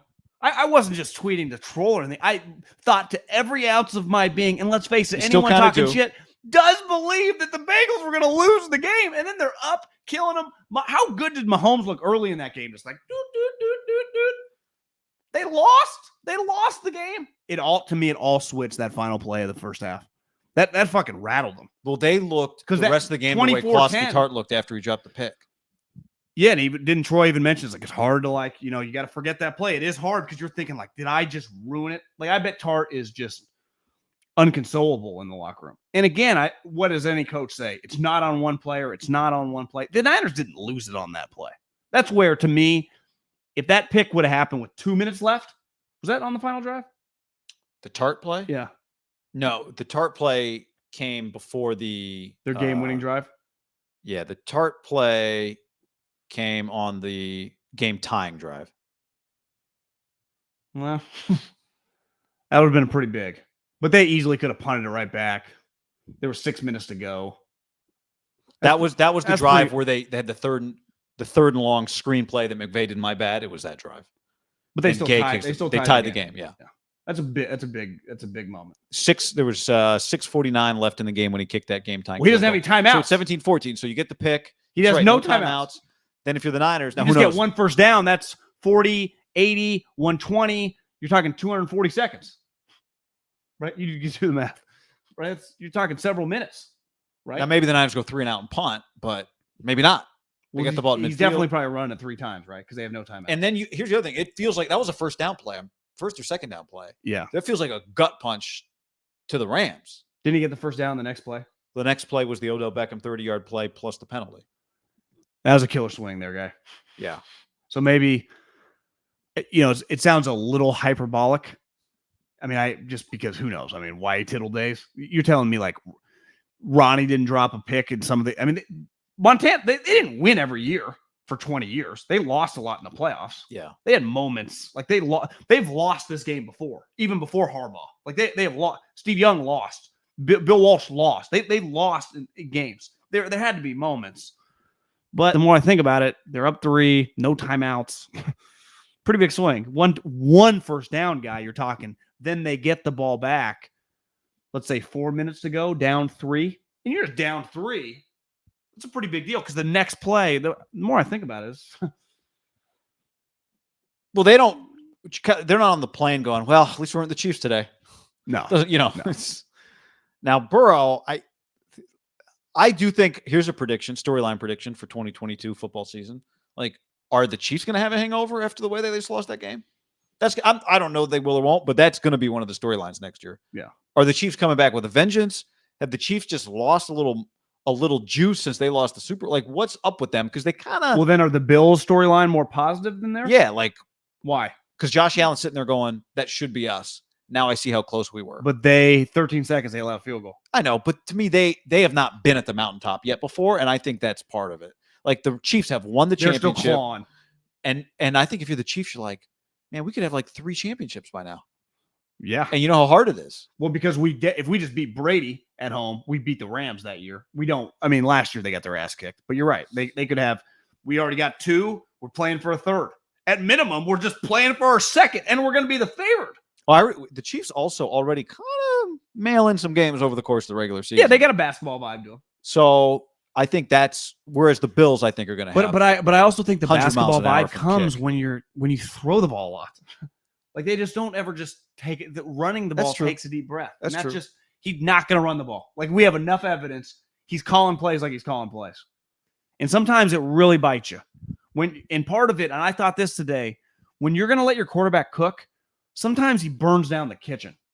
And Andy's thing is like, I think part of where the pushback on Russell Wilson cooking is because everyone's not, we all agree Patrick Mahomes is better than Russell, but it's like Andy just lets him be. Like, just fucking do you, man. Now, he calls some big plays for him, but he also lets him play within outside of the construct of the offense. But sometimes when you do that, when you get really off, I've never seen anything quite like that today. That was crazy. I haven't seen him. It was jarring to watch. Yeah, because you kept thinking he'd snap out of it. Because Joe just played much more under control. Burrow is really under control. Joe Burrow, under control. I mentioned this to you the other day, but watching the Montana doc, if I had to comp Joe Burrow, it would be Joe Montana. Feels like Joe Montana was a better athlete at the same age. Probably not as good an arm at the same age as Burrow. Some of those throws on, old film looked not bad. But Frank Alaco said Joe was throwing lollipops, that Frank DeBerg had a better arm. Frank DeBerg? Steve DeBerg. I was mixing up Frank DeFord and Steve DeBerg. But I love it, too, when there's ever like a backup quarterback on like a famous team. And then if you're watching like the documentary play out or just like the way football usually works, that guy usually ends up starting for it happens with like Glennon's and this. It happens with all quarterbacks. Like it's going to happen with Jimmy. Like Jimmy will just, DeBerg a couple years later is on the Bucks. You're just on these other teams, and it's always like DeBerg in the doc. He's like, the truth is Joe's better than me. So I was just glad. I was just happy to be there. It was a great experience for my life. Glad to be friends with him. Yeah, yeah. I don't know if Jimmy will talk like that when he's on like the Texans section. I think Burrow has, similar physical skill set. Again, I say this as someone who did not watch. The Joe Montana mostly that I've watched, like you, documentary, born in 1985, is like the highlights in the doc. I think he kind of talks like Montana. I think they've got this same kind of comfortable with all of their teammates, leaders, kind of, what would be the word? Like just kind of sneaky, really fun guys probably to be around. Like very normal with everybody. See his outfit today? I think his outfit was incredible. They kind of actually have the same face when they like talk to the media. They don't take themselves too seriously. I watched the other day this YouTube video. They're like good looking guys, but they're not like stunningly good looking. But like their personality makes them endearing. Yeah. I watched this video the other day on YouTube called Joe Burrow's Funniest Moments. It's funny. Like it's really funny. From like even like LSU too. Yeah, it's just like interviews, pardon my take interviews, LSU press conferences, just press conference quotes, just random. It's just Joe Burrow being funny, or Joe Burrow's funniest moments, whatever it's called. No one doesn't enjoy Very good being a video. friend with Joe Burrow. I think Joe, and now Joe's in the Super Bowl year too. I think Montana and Burrow. I think now the other doc takeaway I had was I'm calling Montana GOAT 1.0 and Brady GOAT 2 from now on. I'm not, because I think Montana West Coast offense, that thing came first. When you come first, I think you just deserve a little extra when you did it first. I would say this: if Burrow wins a Super Bowl, he'd have an argument like, I just beat Patrick Mahomes and I have a fucking Super Bowl too. Yeah. And then he beat the Rams in LA. Like, what do you guys want? And not just now, like he wouldn't even talk like that, but like that would be a conversation. Like, but also remember the Niners were kind of losers when Montana showed up. The Bengals just won a championship with the Bengals. like Romo or Nan said, like they had the worst record in the league. And they're the Bengals. But Mike, they have been winning over the last 20 But years. they have not been Super Bowl contenders. No. Well, they never won a playoff game. So I think Burrow. Guy, they had never won a road playoff game in the history of the franchise till this year. That's right. A text had never been sent. And they've now won 2. No, that was the last time they won a playoff game. Right, they had never won a road playoff game in the history of the franchise. Because they had home field. Yeah, a couple times. Now they have been to Super Bowls in the 80s. They have been to 2 Super Bowls. Like, have the Vikings ever been to a Super Bowl? At least not like, I guess, yeah, the Raiders beat them, but not since then. Like the 80s, the 90s. So the Bengals went in 81 and 88. But I mean, they did have, I think Boomer was like, probably considered a top 6-7 quarterback in the NFL. They had a Walsh guy. Yeah. They Sam clearly had Weiss. some good players. You see Icky, whatever his name Icky was? Woods? Yeah, he was on the field, after. At the Rams game? Oh, no, the Bengals the Bengals game, yeah. Yeah, I mean, Burrow's going to be one of the big stories of the week, without question. Well, it's 2 weeks. 2 weeks. Yeah, 2 weeks. Deep drive by Castellanos. Cincinnati, right? Tom Brenneman, Reds. I mean, think about it. Cincinnati's having a pretty good football year. Their college team got to the playoffs. Mm-hmm. The Reds make the playoffs this year? It doesn't feel like it. They don't. Yeah, I mean, the 2 football teams made the playoffs. One made the Super Bowl. The other played Alabama. Fuck, it's a hell of a Cincinnati football year. And if you haven't been there, it's not the Nippert Stadium's kind of in town, but they're both kind of around. I bet. I would imagine Cincinnati, but I remember that like what's his name, the head coach for the Bearcats, has like been to a Bengal practice, right? Luke Fickell. Yeah, I mean it's kind of a close knit community. I don't think it's that big. Joe is just. I also had the thought today, and again, I'm not trying to talk shit about the Bengals, but like, God, the NFL would really wish that guy was on like the Giants or something. Yeah, the Jets. Just a team that really matters. Now we'll find out. Like, is the power of the NFL? I do think that. I think that division. I think that division helps. Well, he does play. I don't know about the Browns quite there, but I think the Browns are good TV. Like the Browns, the stadium feels sweet. It's cold. They play care close about games. Football. They're tough. Fans. Their coach is good. Yeah. I think that division's awesome, and I think Ravens Steelers are headliners. I think it elevates the Bengals, and I think the Bengals just going to play in a bunch of big games and just kind of, especially if they win a championship. Which, John, they're in the Super Bowl. Yeah. Well, it's like the Milwaukee Bucks don't matter until they get Giannis, and then they're cool. Who has the better quarterback in the Super Bowl? We're going to find out. Yeah, I think the Bengals do, but it doesn't mean they're going to win. I would say the way Stafford's played these 3 games has been pretty good. I thought he was pretty good today. I mean, the one pass today was pretty bad, but I agree. He's earned my respect these 3 weeks. He's been awesome. Yep, I'm with you.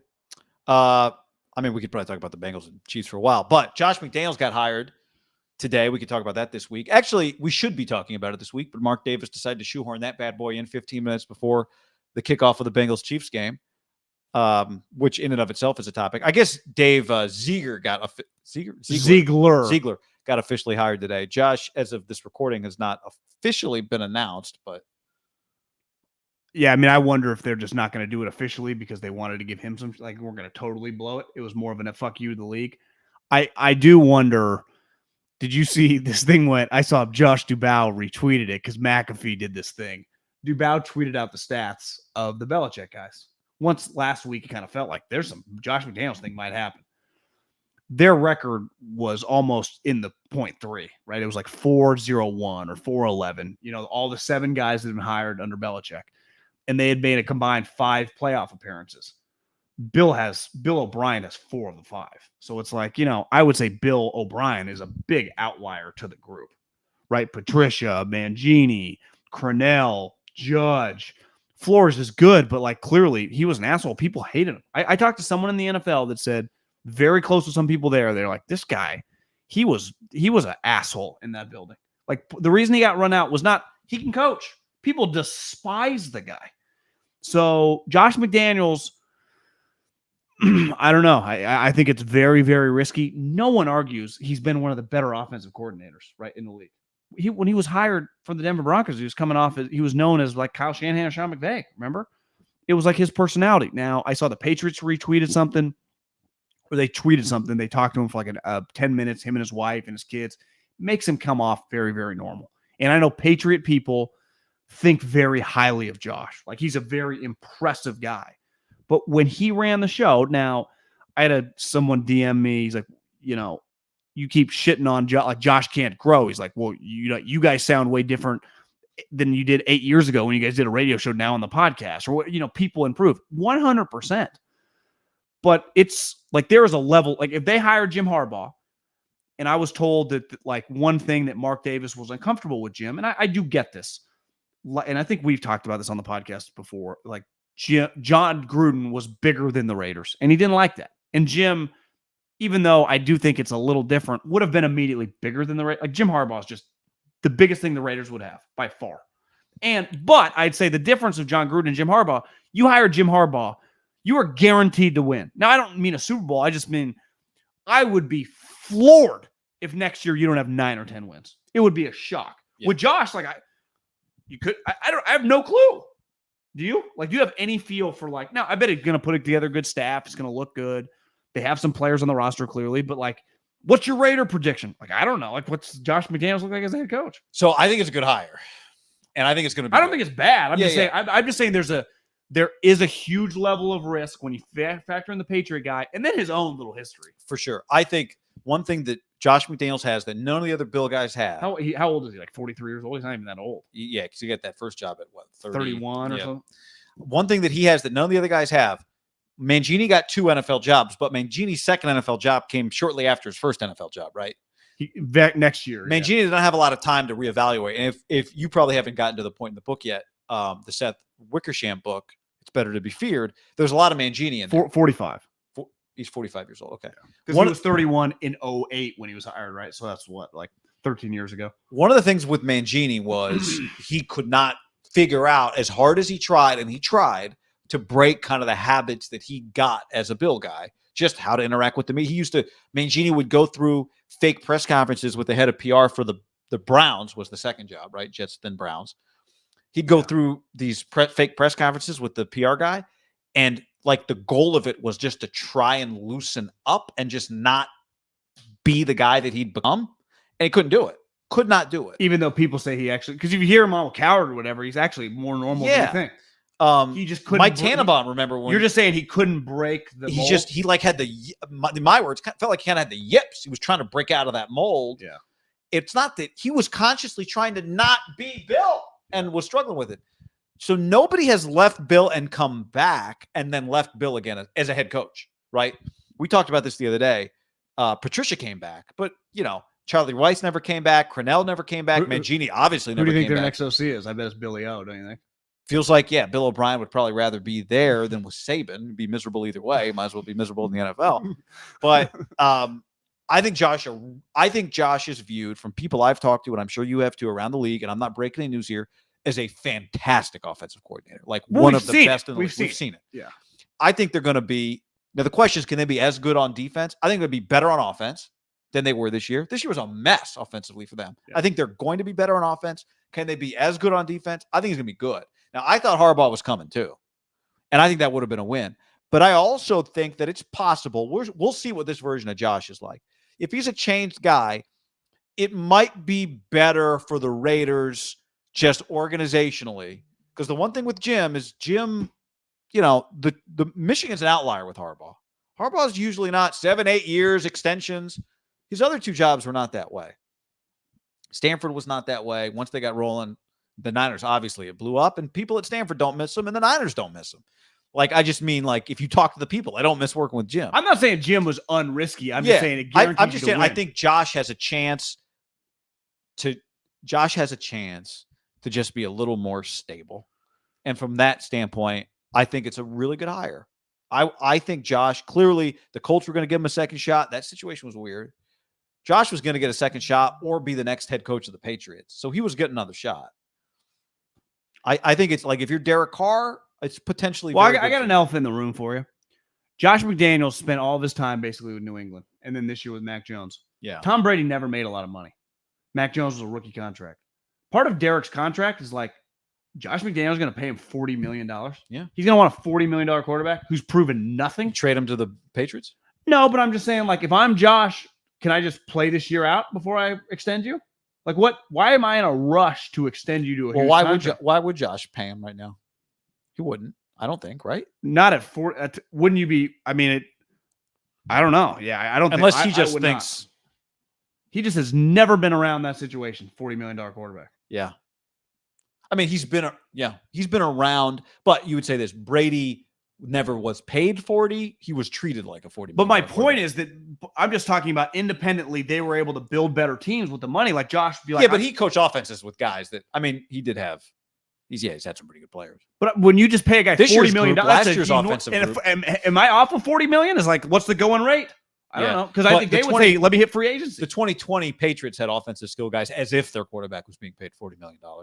Was not very good. No, 100%. But do you expect Derek Carr to get a historic contract extension this year with Josh McDaniels? To me, the only way it happens if Josh is adamant, this guy is a star. Yeah. But if you're Josh McDaniels, why would you do that before you've had a chance to work with the guy? I don't think you would. And Mark Davis isn't probably dying to do it. Is Derek holding out? Here's the other thing. Now, Devontae really wants 30 a year. Yeah, well, he's not playing with a $40 million quarterback then. Well, that's $70 million for two guys. What are we playing? Kevin Durant and James Harden? I mean, maybe he would. Here's the other thing that works against Derek from that standpoint, like the Josh McDaniels has in his back pocket. Josh probably said, don't you think Josh asked Mark Davis, hey, man, I've seen Derek say this thing, like he would never play for anybody else. Like, do you believe him? Because if so, if you believe him, we do not have to extend him this offseason. Yeah. Let's put that bad boy to the test. I think just extending a guy at max money before you're comfortable that he's a max player, even though he clearly would get max money from other teams. But we saw him in a playoff game this year. He spiked the ball and he didn't throw it in the end zone. And again, like that one bad lone moment, I'm not judging the guy's whole career. I think he's a good starting quarterback.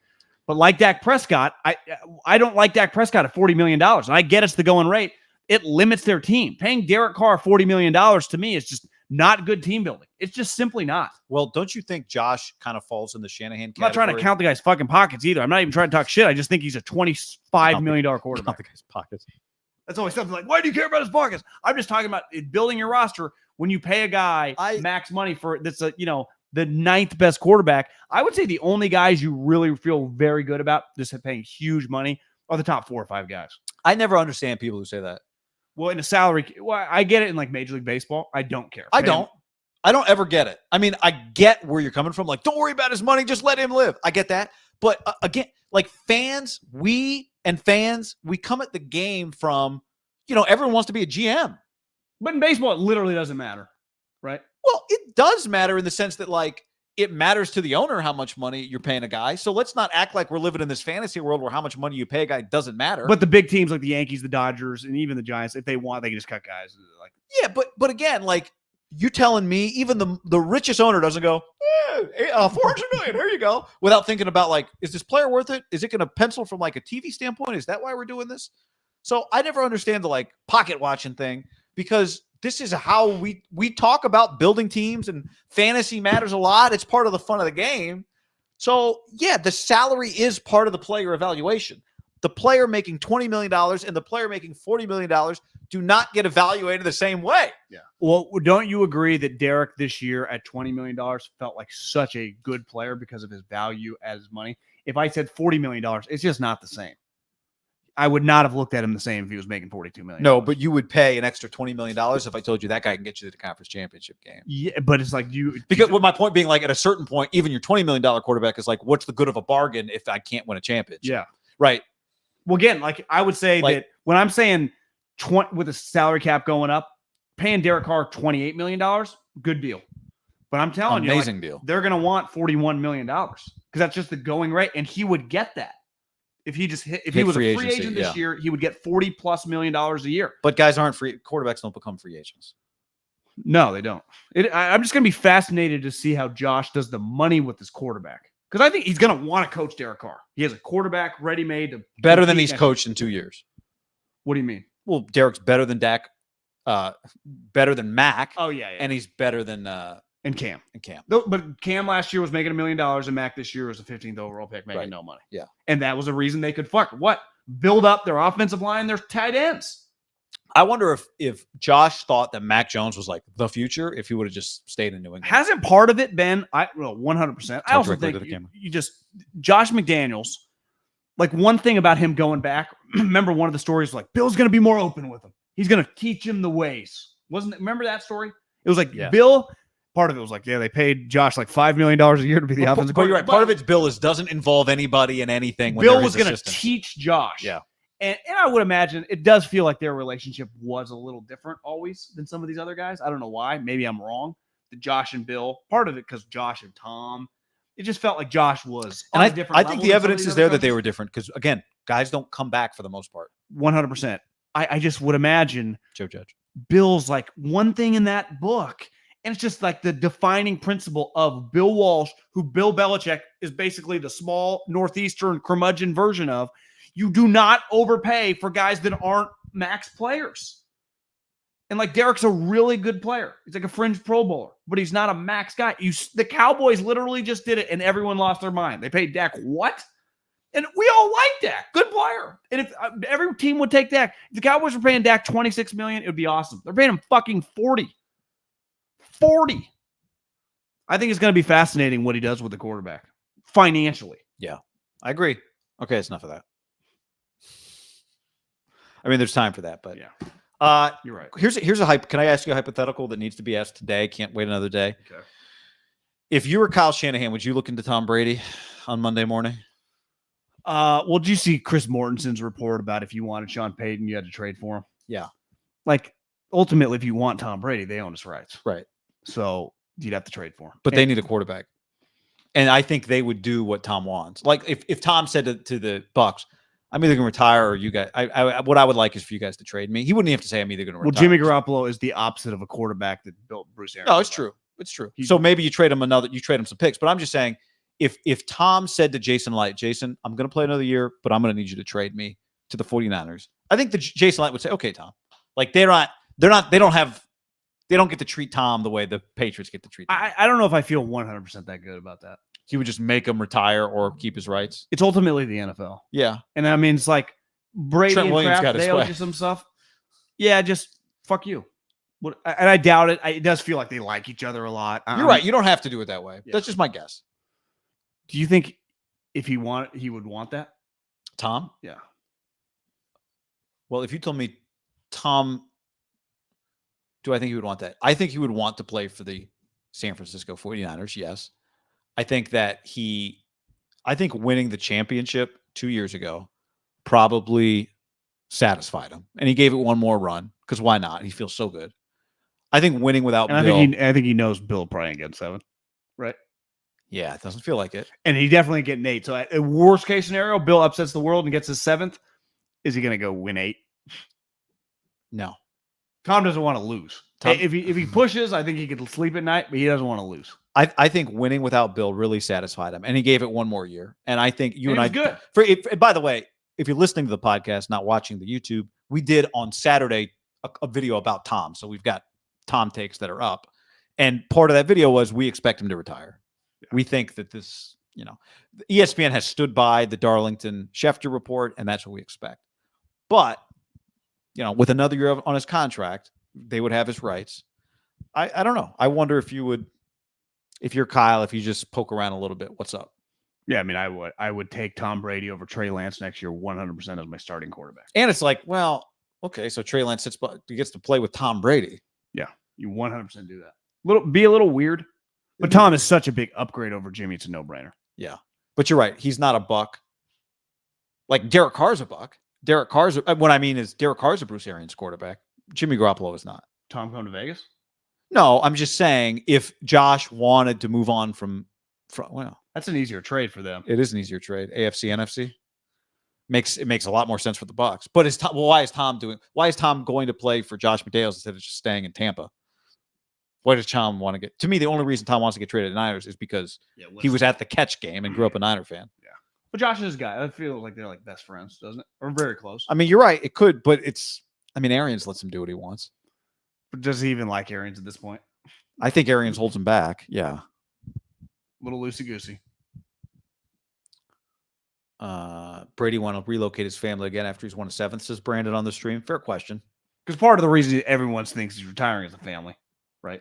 Yeah. He's going to uproot Giselle, move her out here, Could stay at the parents' house. He was making $200,000, 20 years ago. His bedroom is still there. Yeah.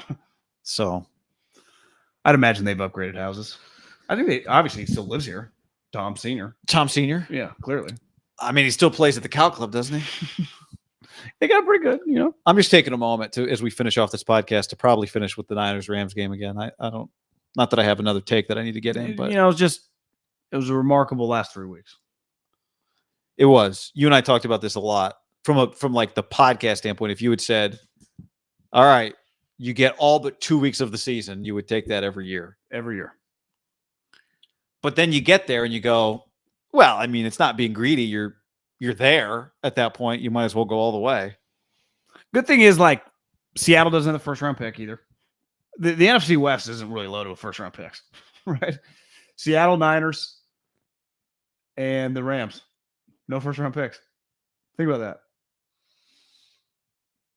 It's crazy. It's how you compete in the NFC. You just fucking throw haymakers. You just got couple comments to get to here. Dave says Greg Papa's had some brutal losses.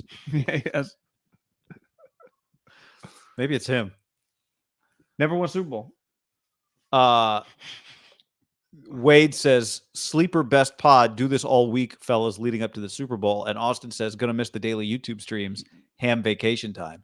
This, I would say, Greg Papa's. This loss isn't as bad as the Tuck rule. The Tuck rule? No, and the Super Bowl. I agree with that. Or the Niners Super Bowl. You're saying? Yeah, or some of the beatdowns he witnessed with Dennis Allen. He's got some low moments. Yeah. You take this over, like Greg's seen the lowest of the NFL. You take this every day of the week, 50 times on Sunday afternoon, over going 2-14. Yeah. How about the comment there about daily streams? I kind of feel like I'm not ready for quote unquote. I mean, to be clear, there is not an off season on this show. We're not going to use that word. No. It's the O from here on out. That is the O word, and we don't use it. What's that? Off season. Oh yeah.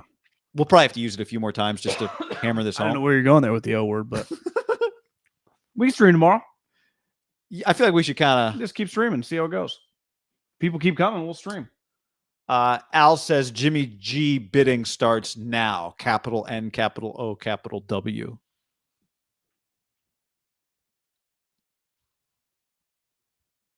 I think, I've gone back and forth. Bidding might be strong.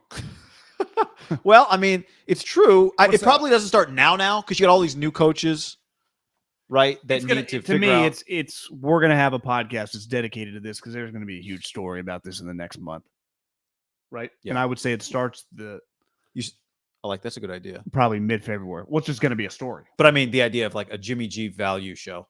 Yeah, just Jimmy G show. We wear suits.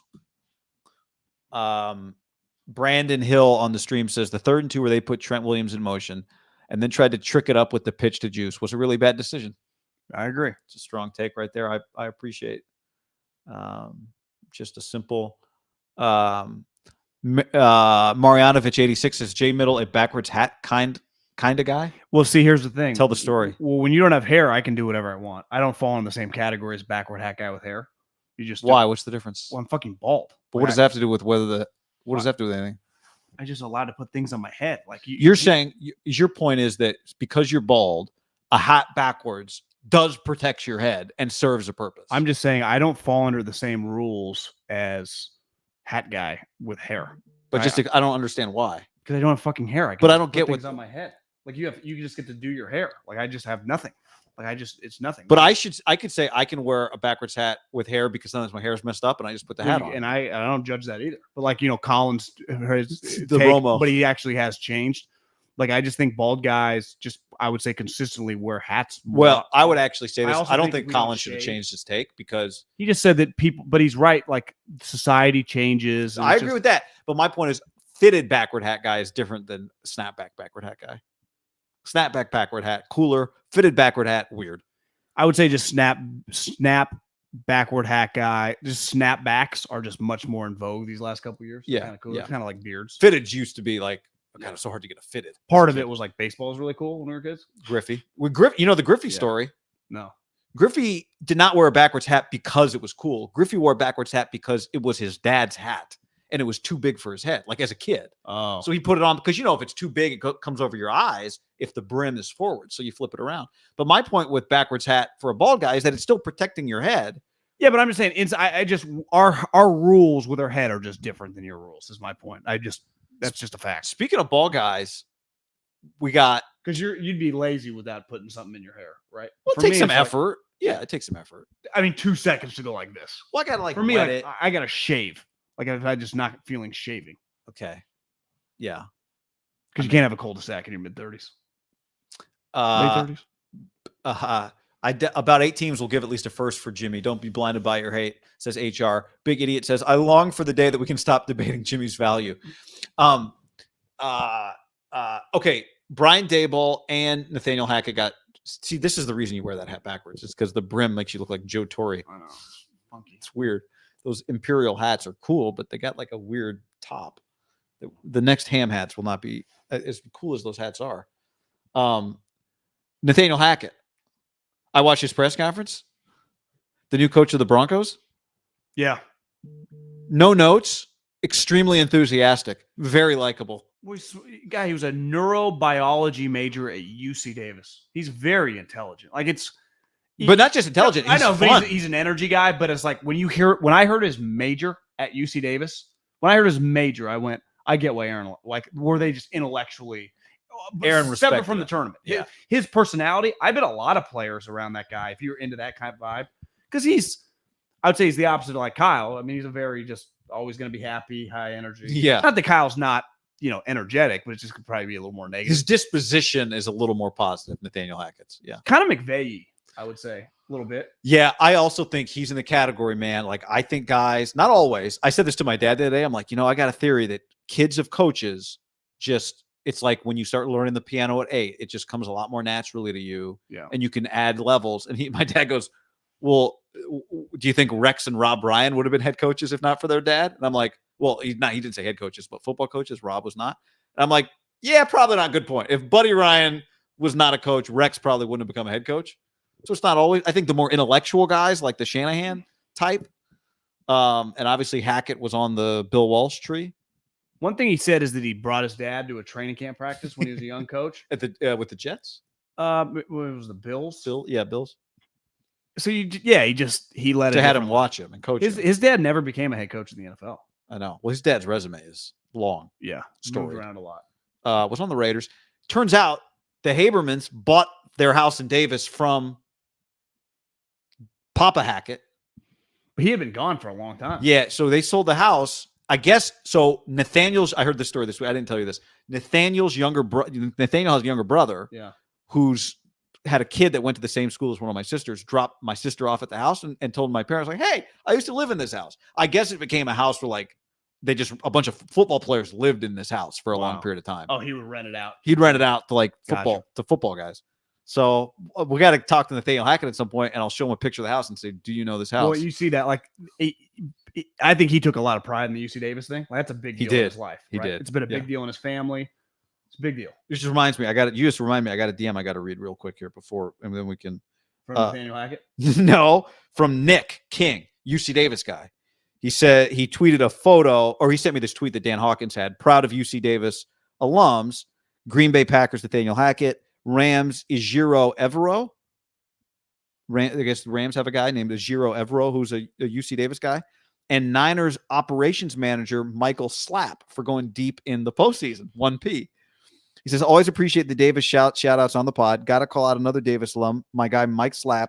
He was the guy that had to deal with the Arizona nightmare during COVID for the 49ers last year, one of Shanny's right-hand guys. So shout out to Mike Slapp, UC Davis. Davis, I would like to have Mike Slap on the pod. I would love to talk to Mike Slap. We could talk about Froggy, senior Froggies, and the grad. Davis guys are smart. Like that's Kyle Shannon's right-hand guy in his operations. Yeah. So thanks for that, Nick. I think it's Nick. That is cool. Nick for that. I need to follow Hawkins maybe on Twitter. That would have been a good little nugget. I wasn't following either, but Mike Slap's probably not happy right now. All right. So thanks for hanging, everybody. Good pod. Big week ahead. Yeah. Keep an eye on the YouTube page. We will have, I guess, the return of mailbags is probably around the corner. So go to iTunes, leave the Haberman and MIDDLEKAUFF podcast a review, a 5-star question, and yeah, ask us a question. And we gotta